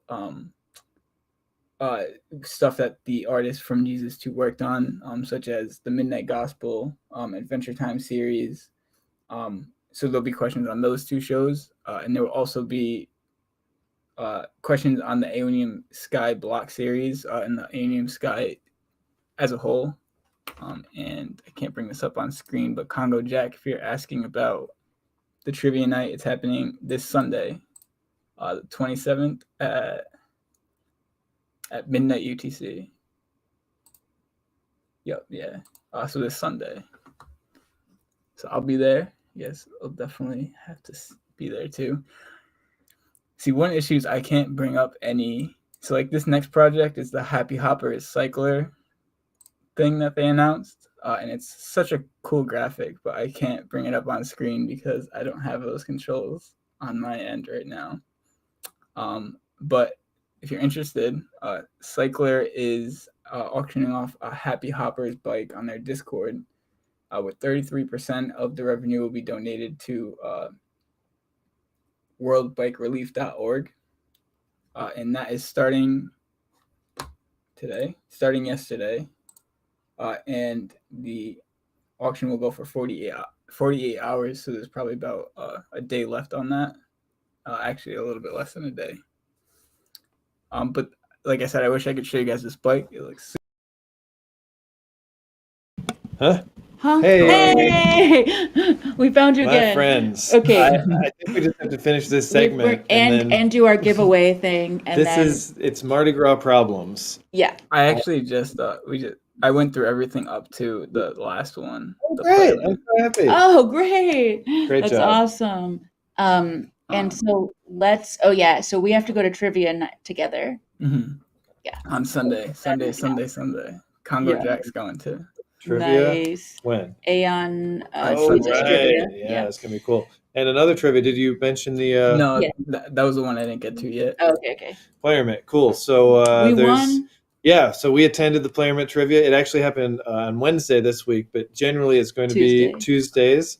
Head over to the Player Mitt server. Those guys are great. They're developing stuff in this space that connects to real games, like really Fortnite, basically. That's the most their advanced stuff. Some of the most advanced stuff we've seen. It's pretty in a lot advanced. Of ways. You play your Fortnite, and based on how well you do, you're rewarded with PMX tokens. Which this is a system that they're building, but they have all the smart contracts written, and they're on chain, and they're going to the next step. Anyways, they have a trivia night. It's every Tuesday at 7 Central. Pretty sure. Yes, which is 1 a.m. UTC the next day. But big NFT prizes, big ADA prizes. Okay, well. So please check that out. Not big ADA prizes, but That's my pitch. We were there. We clean up because there's not a lot of people showing up at this point. About so we're pretty much cleaning up. 10. But yeah. Y'all should get down Getting there. more every week though. All right, cool. Well, where are we at? I have a question. So I have a giveaway I wanted to do in the live chat for some trippy lips. I got a really good question I want to ask people. And then we also have our other giveaway wrap up. Well, let's announce the giveaway winner for the egg. It's happened. Oh! Yeah. So, crap. Yeah. So somebody's walking home with an egg. ETA Namers has won the egg giveaway out of 153 entrants. And there was some concern about bots. Tyler has gone through and I did go through it. Done some sifting. So this should be a legitimate win. So whoever this ETA Namers is, congratulations, you've won. Very cool. There's a lot of new. What? There's a lot of new people who reacted to it. Some of them do look a little sketchy, but thankfully the person who won doesn't look sketchy. Okay, good. Yeah. That's cool. Well, congratulations. That was our biggest giveaway yet. Yeah, totally. And a big thank you to Cash from Benjamin Group for donating the egg and allowing us to give it away on our channel. Really cool. Definitely. Oh man, I wish I would have gotten one of those. So bad now. All right, well, let's do this little giveaway. This will be an in YouTube giveaway. Yes. So you're gonna need to be here in the chat right now. If you're watching this later, that means you guys are gonna have to be here too, though. That's right. We're gonna endeavor to be here. I know. These parades, they march right over top of the internet cord, and every time they step on it, it cuts the internet for a few seconds. Are there parades going on right now, or? Not at this exact moment, but yes. But yeah, I mean, tonight. like all month, the whole month preceding Mardi Gras Day, which is March 1st, there are a lot all throughout the weekends all around, and then also on weekdays too, but not every week now because this is. We're going towards Tuesday. If y'all are, just wherever you are, we're going to have our Cardano Carnival. Think about Mardi Gras because what it is a celebration of life and creativity and togetherness. A celebration of celebration. And celebration, exactly. So at the very least, eat a donut or something for us on that day. Think about your news team down. Is donut a Mardi Gras thing or? No, it's kind of like a king cake. King cake is. Moonfly knows about king cake. Yeah. What up? Great job. Is that what you guys gave me when we met? The box. I gave you a praline. No. That was amazing too. That was amazing. But the orange, it looked like pancake mix.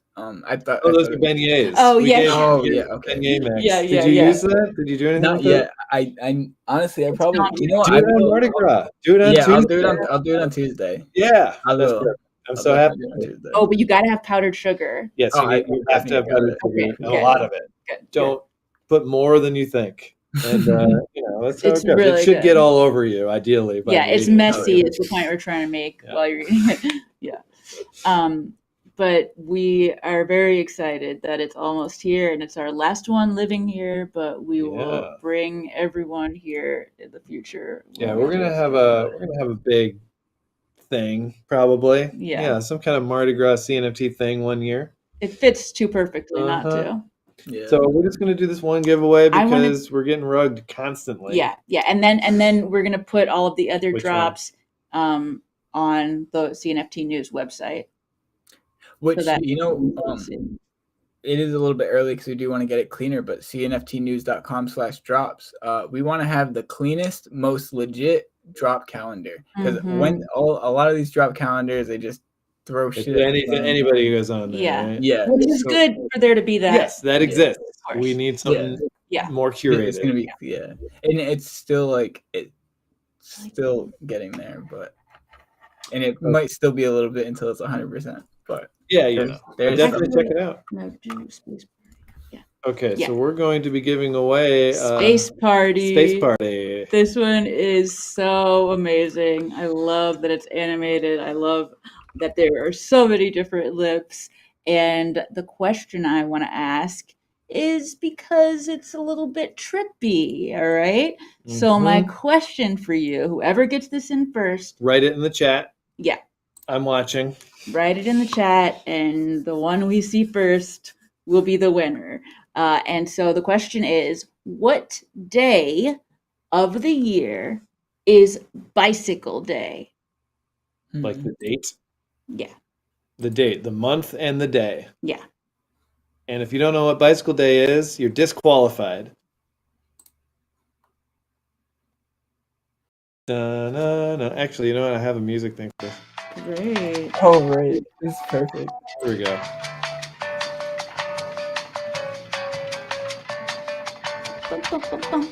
Yeah, I'm so glad we have this amazing elevator music now. It's got such a good bounce to it. Yes, Mardi Gras does mean Fat Tuesday, Neo Spank. April 16th, is that true? No. It is not accurate. What is it? That's cool. cool. Do you have it? Yeah. Oh, I see it. Very close, in fact. Really? That was just a guess? That was a really good guess. Do you know what Bicycle Day is?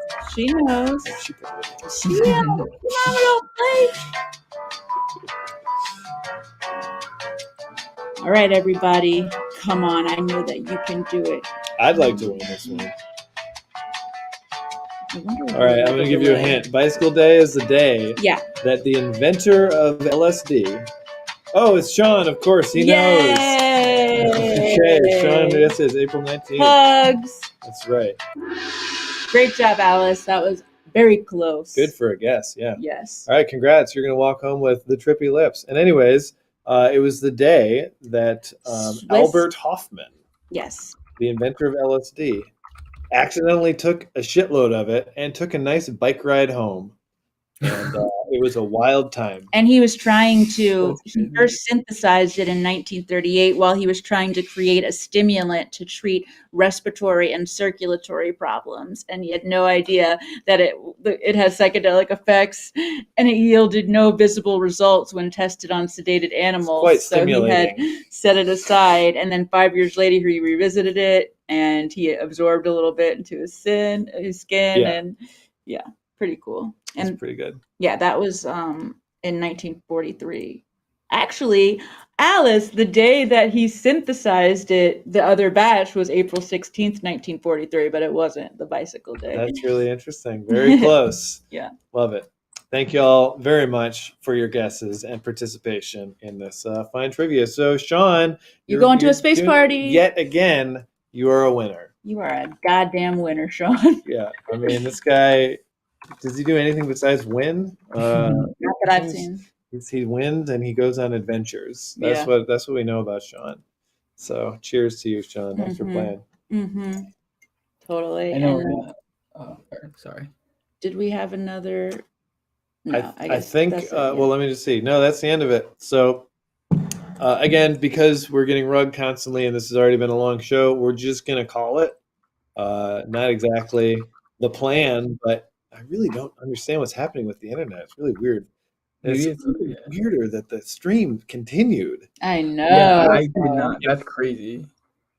Oh my god, you guys are getting rugged right now, unless you're trolling me. All right. Well, that was fucking ironic. But everyone, we did have a bunch of mints, or a bunch of drops to talk about. And I'm just posting those all on the calendar I just mentioned. So, like I said, still early with the drop calendar, but cnftnews.com/drops, and you can check out our drops there, or not our drops, other people's drops. So I can't end this thing either. So I'm stuck here until they come back, or if they never come back, I'll be here forever. So we can talk about some NFTs that are coming. We have Forgotten episode 2 coming. Whitelist people who are whitelisted are coming tomorrow, or can mint tomorrow.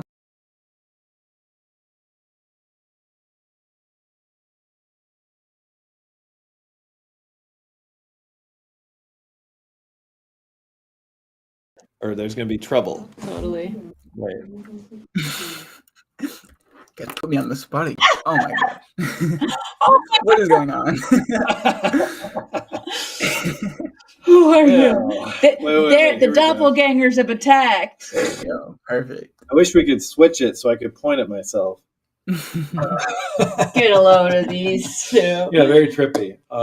It must be because we talked about bicycle. Now we can really gang up on Tyler. Yeah, just like we always wanted.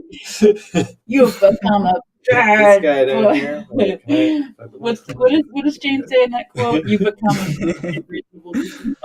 if I recall, she You says. turned into an angry and unreasonable.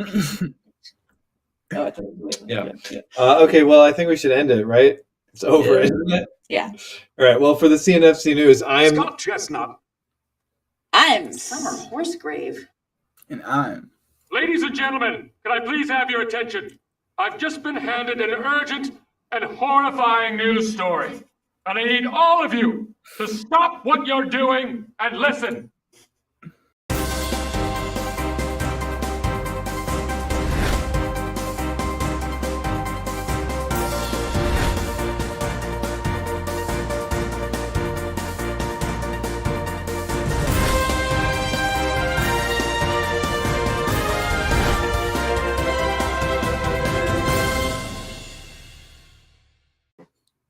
That was chaotic, but well. I'm glad our friends are here. that was an awesome episode.